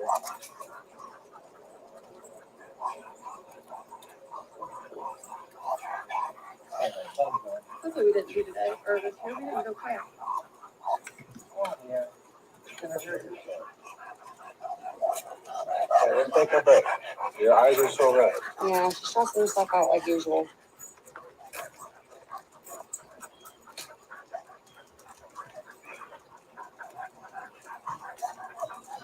Maybe I'm not need another drink soon. Man. I left the water bowl. Oh, my God.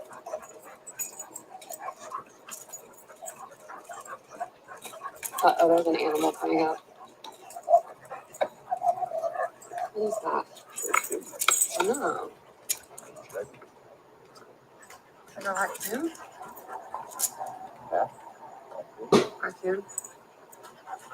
Great. Well done. Shall I go first? Oh, I'll go follow me. It's like a big animal. It's like eating it up. Yeah, what is that thing? It probably was like a 15, 20 minutes.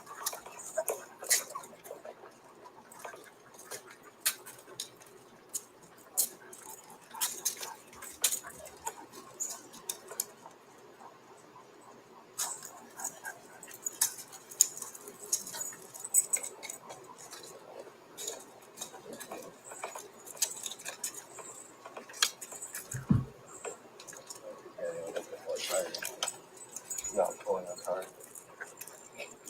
I don't know, 6 hours. Ride barely pulling. If you pull it like just a tug, but it's not like, yeah, early. It's like, wow. When you can't press the thing. She was losing all of her weight. Like she was low I think that's it. ground. Yep, that's it. We're getting close, guys. That looks like it, and there should be something up here for Abby and Libby. Huh? On a video with it. It is. That is long as I thought. Well, I think it does like a curve. Yeah, it does. That must be new. The line is pretty. Oh, okay. It looks like it's close. Oh, they did like a half. They half did it. Yeah, like what is it? Because I think I see like. It looks like a banister down there, but I don't know. Let's look.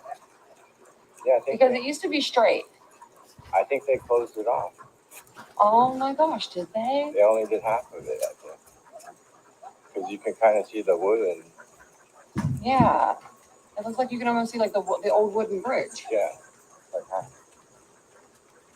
So I need to get to the other side And somehow. they put cameras right there, so take that.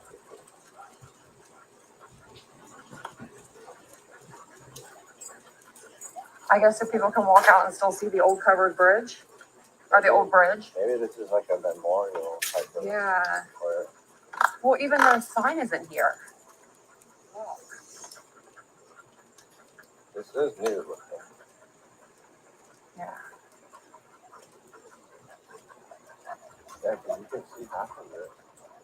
You can. Wow. That's very eerie. Very, very eerie. There's the sign, Mona High Bridge. With lots of cameras. Yeah, I know. That's not the sign I'm looking for. They don't want you to walk over. Definitely have cameras. Solar powered. And you can see the other part of the bridge down here. Look how high up those buildings were.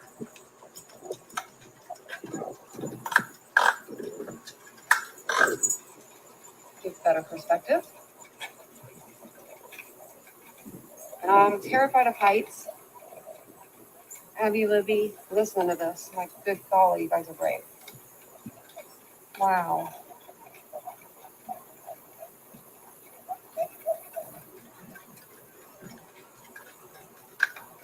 I could have camped right down there like they are.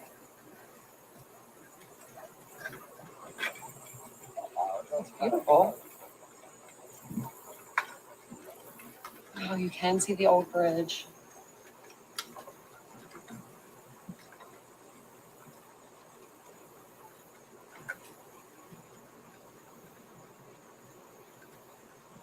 I really want to climb the railing.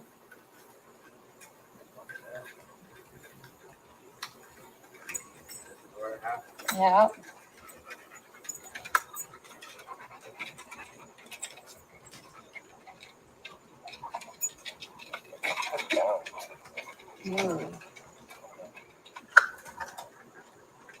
There's the old planks off to the side. Now, I don't know if that's the last one that they got a picture or somebody was standing on. I think it was Abby. I think that was the other way, though. I'm thinking that one was off to the left of the camera, not the right. That's it. Next time we come, we'll show you the other side.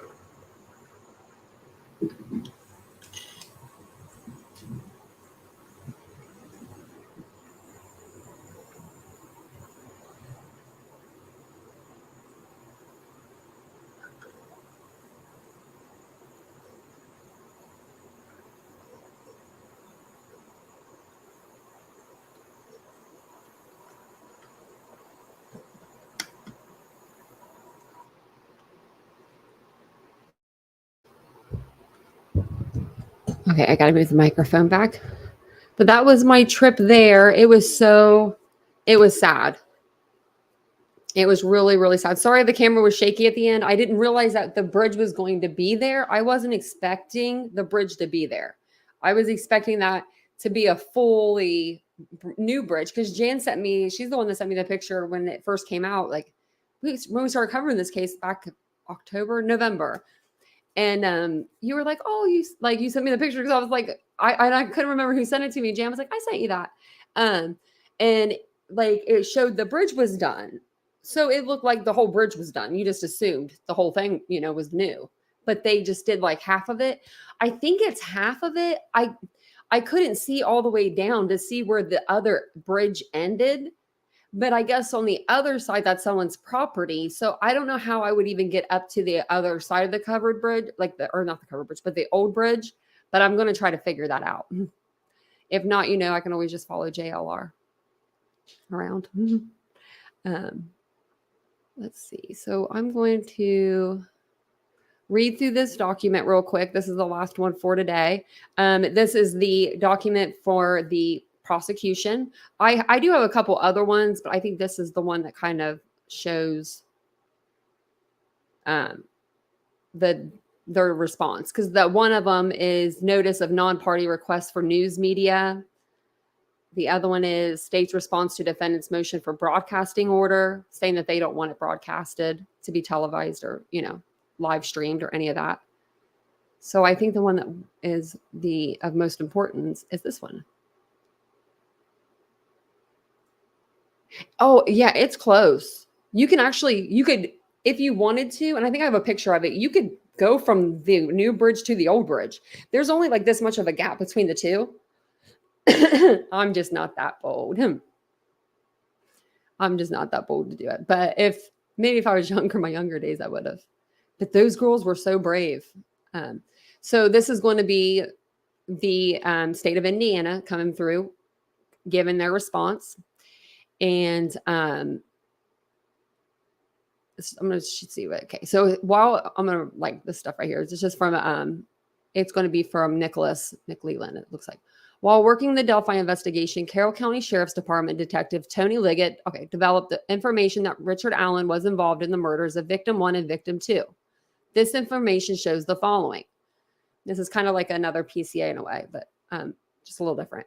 That on February 14th, 2017, victim 1 and victim 2 were found deceased in the woods approximately 0.2 miles northeast of the Monon High Bridge in Carroll County. Their bodies were located on the north side of Deer Creek. At the time, the Monon High Bridge Trail was approximately 1 mile gravel trail terminating at the Monon High Bridge.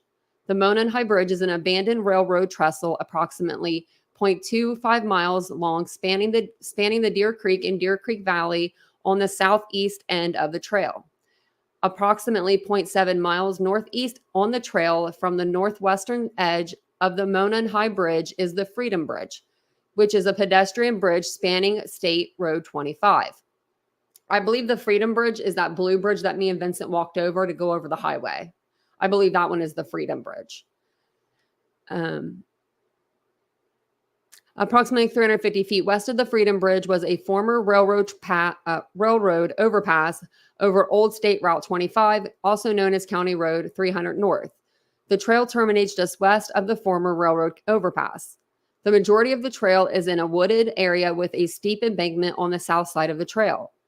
The entirety of the trail and the location of the girls' bodies were and are located in Carroll County, Indiana. Through interviews, reviews of electronic records, and review of video at the Hoosier Harbor Store, investigators believe victim 1 and victim 2 were dropped off across from the Mears farm at 1:49 p.m. on February 13, 2017 by Kelsey German. The Mears farm is located on the north side of County Road 300 North near an entrance to the woods. A video from victim 2's phone shows that at 2:13 p.m., victim 1 and victim 2 encountered a male subject on the southeast portion of the Monon High Bridge. The male ordered the guys down the hill. No witnesses saw them after this time. No outgoing communications were found on victim 2's phone after this time. Their bodies were discovered on February 14th, 2017. Let me see if I can zoom this in a little bit. There we go. That helps. Maybe zoom in a little bit. Well, that's too much. Okay. The video recovered from victim 2's phone shows victim 1 walking southeast on the Monon High Bridge while a male subject wearing a dark jacket and jeans walks behind her. As the male subject approaches victim 1 and victim 2, one of the girls mentions gun. Near the end of the video, a male is seen and heard telling the girls, "Guys down the hill." The girls then begin to proceed down the hill and the video ends. A still photograph taken from the video and the "Guys Down the Hill" audio was subsequently released to the public to assist investigators in identifying the male. Victim 1 and victim 2's death were ruled as homicides. Clothes were found in the Deer Creek belonging to victim 1 and victim 2, south of where their bodies were located. There was also a .40 caliber unspent round less than 2 feet away from victim 2's body between victim 1 and victim 2's bodies. The round was unspent and had extraction marks on it. Interviews were conducted with 3 juveniles, RV, BW, and AS. They advised they were on the Monon High Bridge Trail on February 13, 2017. They advised that they were walking on the trail trail toward Freedom Bridge to go home when they encountered a male walking from Freedom Bridge towards the Monon High Bridge. AS described the male as kind of creepy and advised he was wearing light blue jeans and a really light blue jacket, as his hair was gray, maybe a little brown, and he did not really show his face. She advised the jacket was a duck canvas type of jacket. RV advised she said hi to the male, but he just glared at them. She recalled him being in all black and had something covering his mouth. She described him as not very tall with a bigger build. She said he was not bigger than 5'10". RV advised he was wearing a black hoodie, black jeans, and black boots. She stated he had his hands in his pockets. Isn't our boy Richard only like 5'4"? I don't know. You think you would be able to get a better description? But BW showed investigators photographs she took on her phone while she was at the trail that day. The photographs included a photo of the Monon High Bridge taken at 12:43 p.m. and another one taken at 1:26 p.m. of the bench east of the Freedom Bridge. BW advised after she took the photo of the bench, they started walking back towards Freedom Bridge. She advised that's when they encountered the male who matched the description of the photograph taken from victim 2's video. BW described the male she encountered on the trail as wearing a blue or black windbreaker jacket. She advised the jacket had a collar and he had his hood up from the clothing underneath his jacket. She advised he was wearing baggy jeans and was taller than her. She advised her head came up to approximately his shoulder. She advised RV said hi to the man and that he said nothing back. She stated he was walking with a purpose, like he knew where he was going. She stated he had his hands in his pockets and he kept his head down. She advised she did not get a good look at his face, but believed him to be a white male. The girls advised after encountering the male, they continued their walk across Freedom Bridge and the old railroad bridge over Old State Route 25. This is in my way a little bit. Investigators spoke with Betsy Blair, who advised she was on the trails on March 13th, 2017. Video from the Hoosier Hardware store captured Betsy's vehicle traveling eastbound at 1:46 p.m. towards the entrance across from Mears Farm. Betsy advised she saw 4 juvenile females walking on the bridge over State Route 25 as she was driving underneath on her way to park. Betsy advised that there were no other cars parked across from the Mears Farm when she parked. She advised she walked to the Monon High Bridge and observed a male matching the one from Victim 2's video. She described the male she saw as a white male wearing blue jeans and a blue jean jacket. She advised he was standing on the first platform of the Monon High Bridge approximately 50 feet from her. She advised she turned around at the bridge and continued her walk. She advised approximately halfway between the bridge and the parking area across from Mears Farm, she passed 2 girls walking towards Monon High Bridge. She advised she believed the girls were Victim 1 and Victim 2. Video of the Hoover Hardware store shows at 1:49 p.m. a white car matching Kelsey German's vehicle traveling away from the entrance across from the Mears Farm. Betsy advised she finished her walk and saw no other adults other than the male on the bridge. Her vehicle is seen on Hoosier Hardware store video at 2:14 p.m. leaving westbound on the trails. Betsy advised when she was leaving, she noted a vehicle was parked in an odd manner at the old Child Protective Service building. She said it was not odd for vehicles to be parked there, but she noticed it was odd because of the manner it was parked, backed in near the building. Investigators received a tip from Terry Wilson in which he stated he was on his way to Delphi on State Route 25 around 2:10 p.m. on February 13th, 2017. He observed a purple PT Cruiser or a small SUV type vehicle parked on the south side of the old CPS building. He stated it appeared as though it was backed in as to conceal the license plate of the vehicle. Betsy and Terry both drew diagrams of where they saw the vehicle parked, and their diagrams generally matched as the area the vehicle was parked and the manner in which it was parked. Wesley McWhirter advised he remembered seeing a smaller dark colored car parked at the old CPS building. He described it as possibly being a smart car. McWhirter's vehicle is seen leaving at 2:28 p.m. at the Hoosier Hardware store video. Investigators spoke with Sarah Carball, who stated that she was traveling east on 300 North on February 13th, 2022, and observed a male, I think they meant 2017, and observed a male walking west on the north side of the 300 North away from Monon High Bridge. Sarah advised that the male subject was wearing a blue-colored jacket and blue jeans and was muddy and bloody. She further stated that it appeared he had gotten into a fight. Investigators were able to determine from watching the video from the Hoosier Hardware store that Sarah Carball was traveling on CR 300 North at approximately 3:57 p.m. Yeah, that was supposed to be 2017, not 2022, the year there. Through interviews, electronic data, photographs, and video from the Hoosier Hardware store, investigators determined that there were other people on the trail that day after 2:15 p.m. Those people were interviewed, and none of those individuals encountered the male subject referenced above. Witnessed by the juvenile girls, Betsy Blair and Sarah Carball. Further, none of those individuals witnessed Victim 1 and Victim 2. Investigators reviewing prior tips encountered a tip narrative from an officer who interviewed Richard M. Allen in 2017.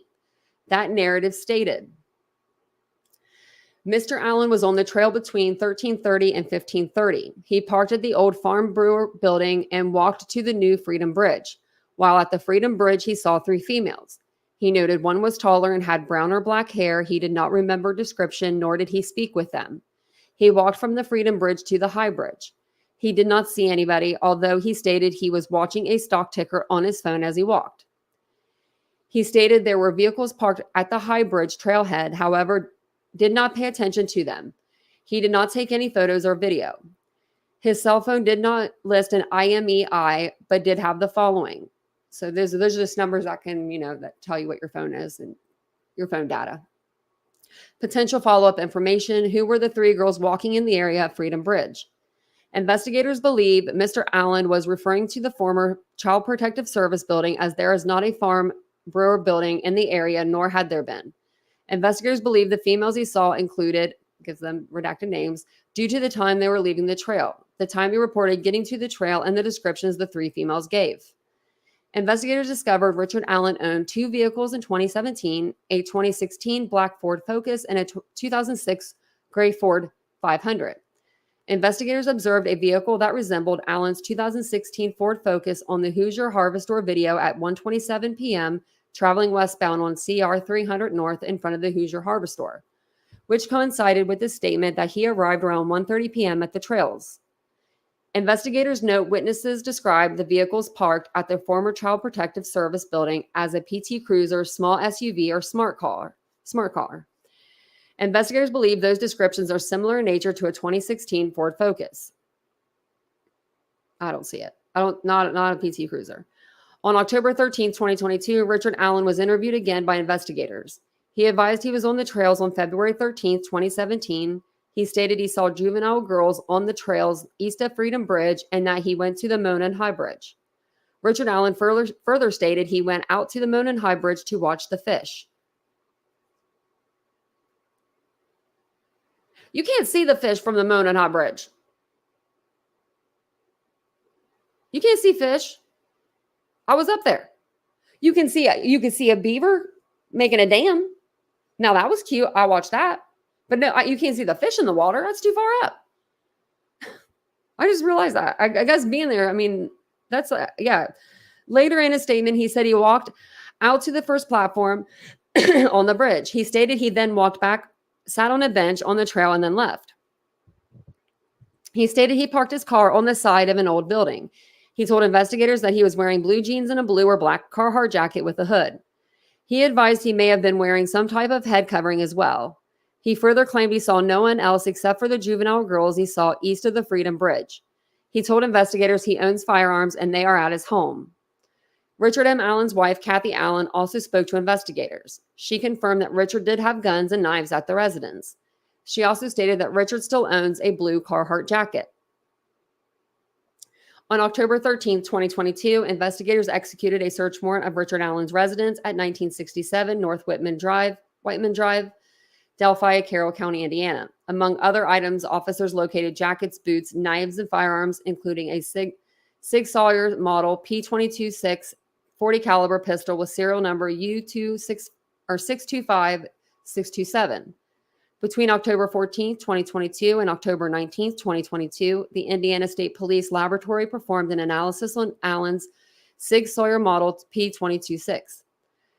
The laboratory performed a physical examination and classification of the firearm, function test, barrel, and overall length measurement, test firing, ammunition component characterization, microscopic comparison, and NIBIN.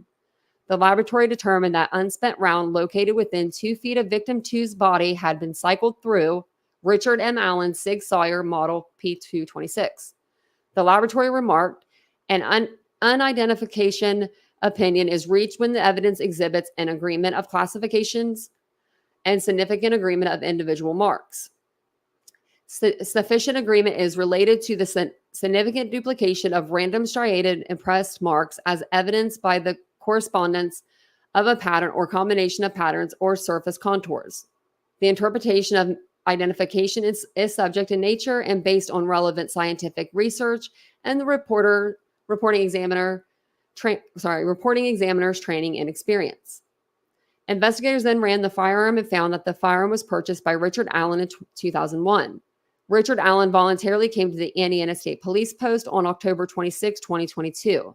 He spoke with investigators and stated he had never allowed anyone to use or borrow this Sig Sauer model firearm. When asked about the unspent bullet, he did not have an explanation of why the bullet was found between the bodies of victim 1 and victim 2. He again admitted that he was on the trail but denied knowing victim 1 or victim 2 and denied any involvement in their murders. Carroll County Sheriff's Department Detective Tony Liggett has been part of the investigation since it started in 2017. He's had the opportunity to review and examine evidence gathered in this investigation. Detective Liggett, along with other investigators, believe the evidence gathered shows that Richard Allen is the male subject seen on the video from victim 2's phone who forced the girls down the hill. Further, the girls were forced down the hill by Richard Allen and led to the location where they were murdered. Through the statements and photographs of the juvenile females and the statements of Betsy Blair and the juveniles were at the South east edge of the trail at 2:43 p.m. east of the Freedom Bridge at 1:26 p.m. and walked across the former railroad overpass over Old State Road 25 after 1:26 p.m. and before 1:46 p.m. They walked the entirety of the trail and observed only one person, an adult male. Betsy Blair's vehicle is seen on Hoosier Harvest Store video at 1:46 p.m. and leaving at 2:14 p.m. And she stated she only saw one adult male. RV, WB, and AS and Betsy Blair described the male in similar manners, wearing similar clothing, leading investigators to believe all four saw the same male individuals. Investigators believe the male observed by the witnesses is the same male depicted in the video from victim 2's phone due to the descriptions of the male by the four females matching the male in the video. Furthermore, victim 2's video was taken at 2:13 p.m. and Betsy Blair only saw one male while she was on the trail from approximately 1:46 p.m. to 2:14 p.m. They weren't shot. No,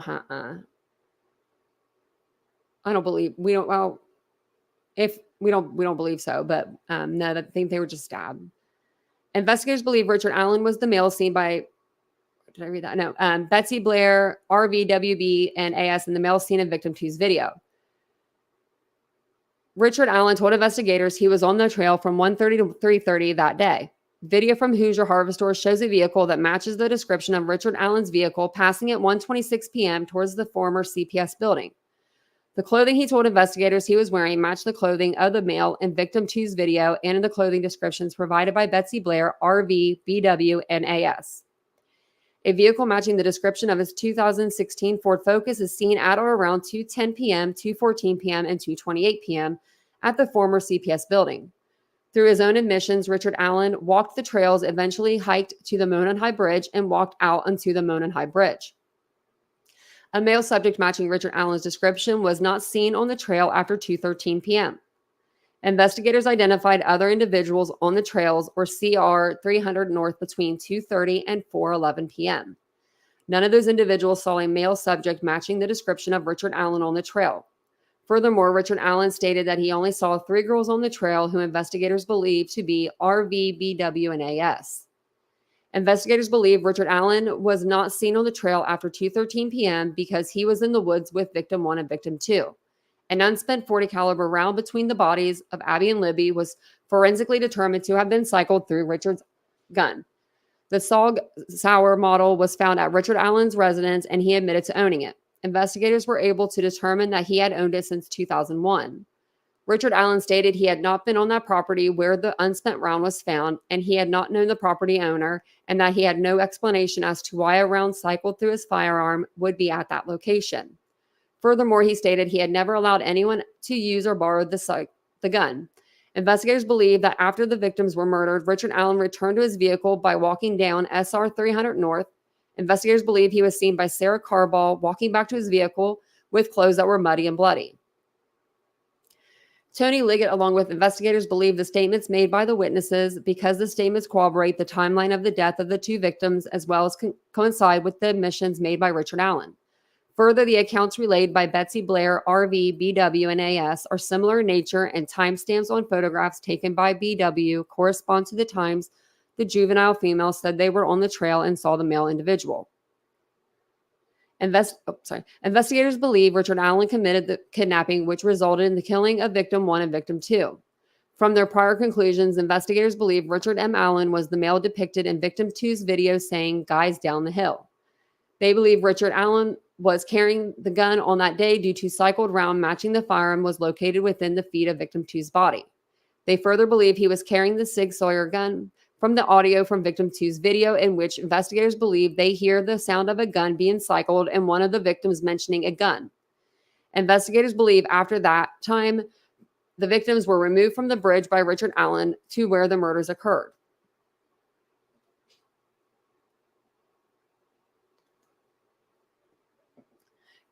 Here it says, charges were filed against Richard M. Allen on October 28, 2022 for 2 counts of murder. Once Richard M. Allen was taken into custody, he was moved to the Westfall Correctional Facility, which is part of the Indiana Department of Corrections, for safekeeping. He has been in said facility since November 2022. When Richard M. Allen entered the facility, he was placed in a segregation unit for his protection.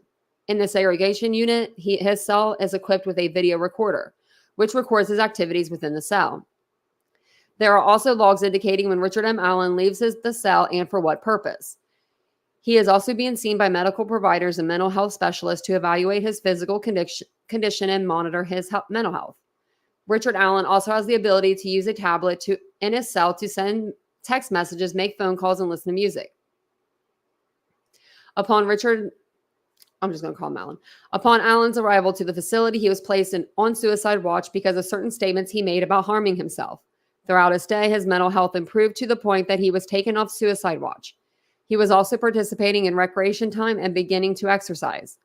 The facility reports that he was doing well and that there was no issues or concerns. His day-to-day demeanor was that he was quiet, read a lot of books, did crossword puzzles, and exercised daily. On April 3rd, 2023, Allen made a phone call to his wife, Kathy Allen. In that phone call, Richard Allen admits several times that he killed Abby and Libby. Investigators had that phone call transcribed, and the transcripts confirms that Richard Allen admits that he committed the murders of Abigail Williams and Liberty German. He admits several times within the phone call that he committed the offenses as charged. His wife, Kathy Allen, ends the phone call abruptly. Soon after, attorneys for Richard M. Allen filed an emergency motion to modify safekeeping order. In that motion, the defense states that Richard Allen's mental health state has declined because Westfall Correctional Facility is unfit and that he should be moved. Defense also makes allegations that his mental health has declined to the point where Richard has been deprived of all of his constitutional rights to assist in his defense of this case. Further, defense alleges that his mental capacity has declined because of his incarceration at Westfall Correctional Facility. Defense has also challenged that his treatment is unconstitutional. Soon after, investigators were made aware of the warden of Westfall Correctional Facility that Richard M. Allen began to act strangely. Allen was wetting down paperwork he had gotten from his attorneys and eating it. He was refusing to eat and refusing to sleep. He would go days on end refusing to sleep. He further broke the tablet that he used for text messages and phone calls. He went from making up to two phone calls a day as of April 3rd, 2022 to not making any phone calls at all. To date, Richard M. Allen has still not made a phone call since April 3rd, 2023. Not one phone call.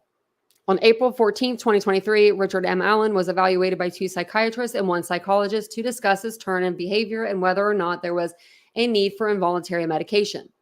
The panel would also discuss moving Allen to a different facility that has a psychiatric unit. From that meeting, it was determined that Allen did not need involuntary medication and that he did not need to be moved to another facility. Since that meeting, Allen has begun to eat again and had begun to sleep.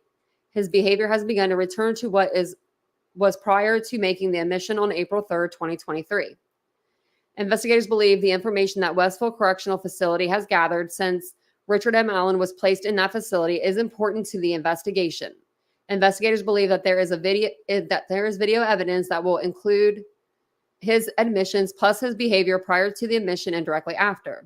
Investigators also believe logs kept of his daily routines are important to determine when he was in a cell and when he was removed and the reasons he was removed. Furthermore, any records of physical exams and/or mental exams will be important to determine the state of his mental and physical health. This information is needed to refute the allegations made in the defense emergency motion to modify safekeeping order. The evidence is also necessary to refute the allegations of diminished mental capacity and/or other possible defenses. It may also be important as the state introduces additional evidence gathered, including admissions made by Richard M. Allen himself. Investigators believe all the information is important in the continued investigation for murder of Abigail Williams and Liberty German. Based on the information above, the state of Indiana drafted charges for murder against Richard Allen. He on those charges based on the above probable cause where he was held in Carroll County Jail, transferred to White County Jail, and then ultimately transferred to Westfall Correctional Facility. He has been held in the Westfall Correctional Facility since November 3rd, 2022. Since that time, the defense has filed several motions that have called into question Richard Allen's mental health and his physical well-being because of the alleged conditions at Westfall Correctional Facility. These motions include an emergency motion to modify the safekeeping order filed on April 5th, 2023, where the defense writes that Richard Allen should be moved because of his deteriorating physical condition. They reiterate this point several times in the hearing on the motion to modify the safekeeping order. The defense then brought it up again on the motion for order on continued disclosure of defendant's mental health records filed on June 7th, 2023, where the defense writes that they need his mental health and medical records because he's currently deteriorating state both mentally and physically. And finally, most recently, in their memorandum in support of the accused motion for Frank's hearing filed September 8th, 2023, which is this last one, where the defense writes that on April 3rd, 2023, Richard Allen's mental health began a steep decline. The defense has expressed concerns that Richard Allen is being treated unfairly or is being placed in conditions that resemble a prisoner of war. The state has filed a motion for leave in the past to obtain these records, and the defense objected to said motion. The defense has not filed any kind of insanity defense or any other defense on behalf of Richard Allen, but their repeated allegations that his mental and physical health are at issue while he has been housed at Westfall has certainly made those topics an issue. The defense has now brought Richard Allen's mental and physical health into question again in their most recent filings. Richard Allen's mental and physical health is certainly going to be an issue for argument at future hearings set by this court. The defense should not be able to make further allegations that Richard Allen's mental and physical health is at risk while holding documents that explain his mental and physical health and then withhold those documents from the state. It puts the state at an unfair advantage at future hearings. For those reasons, the state is requesting the mental and medical records for Richard M. Allen from Westfall Correctional Facility since his stay beginning in November 2022 to the present as specified in the attached subpoena ducis tectum and or requested for production of documents and records to non-party. This request is made for the purpose of investigating the allegations outlined by the defense in several of their motions and oral arguments, and for those motions and most recently in the memorandum in support of accused motion for Frank's hearing. The state believes that Richard Allen's physical and mental health are going to be topics argued at future hearings. The state believes that the mental and medical records of Richard Allen would be able to confirm or deny the information that the defense has alleged in its filings. The state is not asking for the entire medical or mental health history of Richard Allen, but only those records for his stay at Westfall Correctional Facility from November 3rd until present to be able to respond to the allegations made by the defense. The state of Indiana is aware from prior filings that the defense motion to this subpoena. The state of Indiana has also sent them a courtesy copy of the subpoena via email. Wherefore, the state of Indiana, by Nicholas M. McClelland, prosecuting attorney for the 74th District Circuit, respectfully prays that this court review the attached subpoena and then order production of said records and such other relief as it seemed proper of the premises. Respectfully submitted. Okay. So let me see here. So that was that. Let me see. Oh wait, we're missing a couple pages. Hold on. We're missing a couple pages. I think it's just the end of it. We might as well do it all if we're going to do it all, huh? Is this it? Oh, this one's it or not? Yeah, it is. Okay. This one's only a few pages. That's good.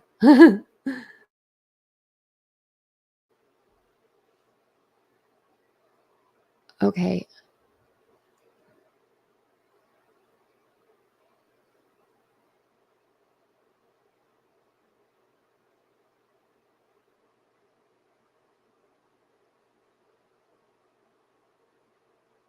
Oh, thank you. Okay, I have to put that up. Thanks, Jan. So this is going to be the subpoena that they were talking about before. So it just says, now comes the state of Indiana by prosecuting attorney Nicholas McClelland, pursuant to Rule 2 of the Indiana Trial Rules of Trial of Criminal Procedure, requests that the following documents and records be produced for the Carroll County prosecuting attorney Nicholas McClelland within 30 days from the date of service of this request for production of documents and records to a non-party. You may comply by mailing a copy of the requested documents to the prosecutor's office postmarked prior to the date on which production is required by the Indiana Rules of Trial Procedure. I don't know if this is really important though. No, it's not. It's just, okay, so this is what they want. This is just them sending in an order, and the documents and stuff that they want is listed here. They want any mental health records that you may have concerning Richard M. Allen, including all records from a physician that has evaluated or examined Richard M. Allen from the beginning of his stay at Westfall Correctional Facility on or about November 3rd, 2022 until present. Number 2, the results of any mental health evaluation and or exams performed on Allen while he was incarcerated on or about November 3rd, 2022 until present. Any other documents, records, notes, videos, writings, they want it all. And that's the end of the document. There's the end of the document. So it does look like let me see if I can open that up really quick for you guys.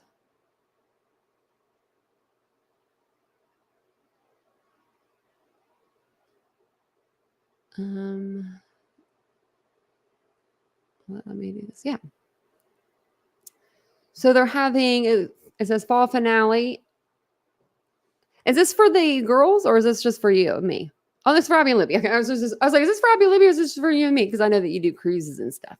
So it's for Abby and Libby. It's hard to see their name at the bottom because like the pretty little leaves.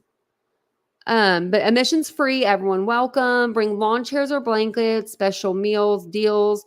Oh, I like that. But they're gonna have like a little cruise in. That's really nice. It's gonna be at the Memorial Park. I'm gonna have to make my way over to the Memorial Park.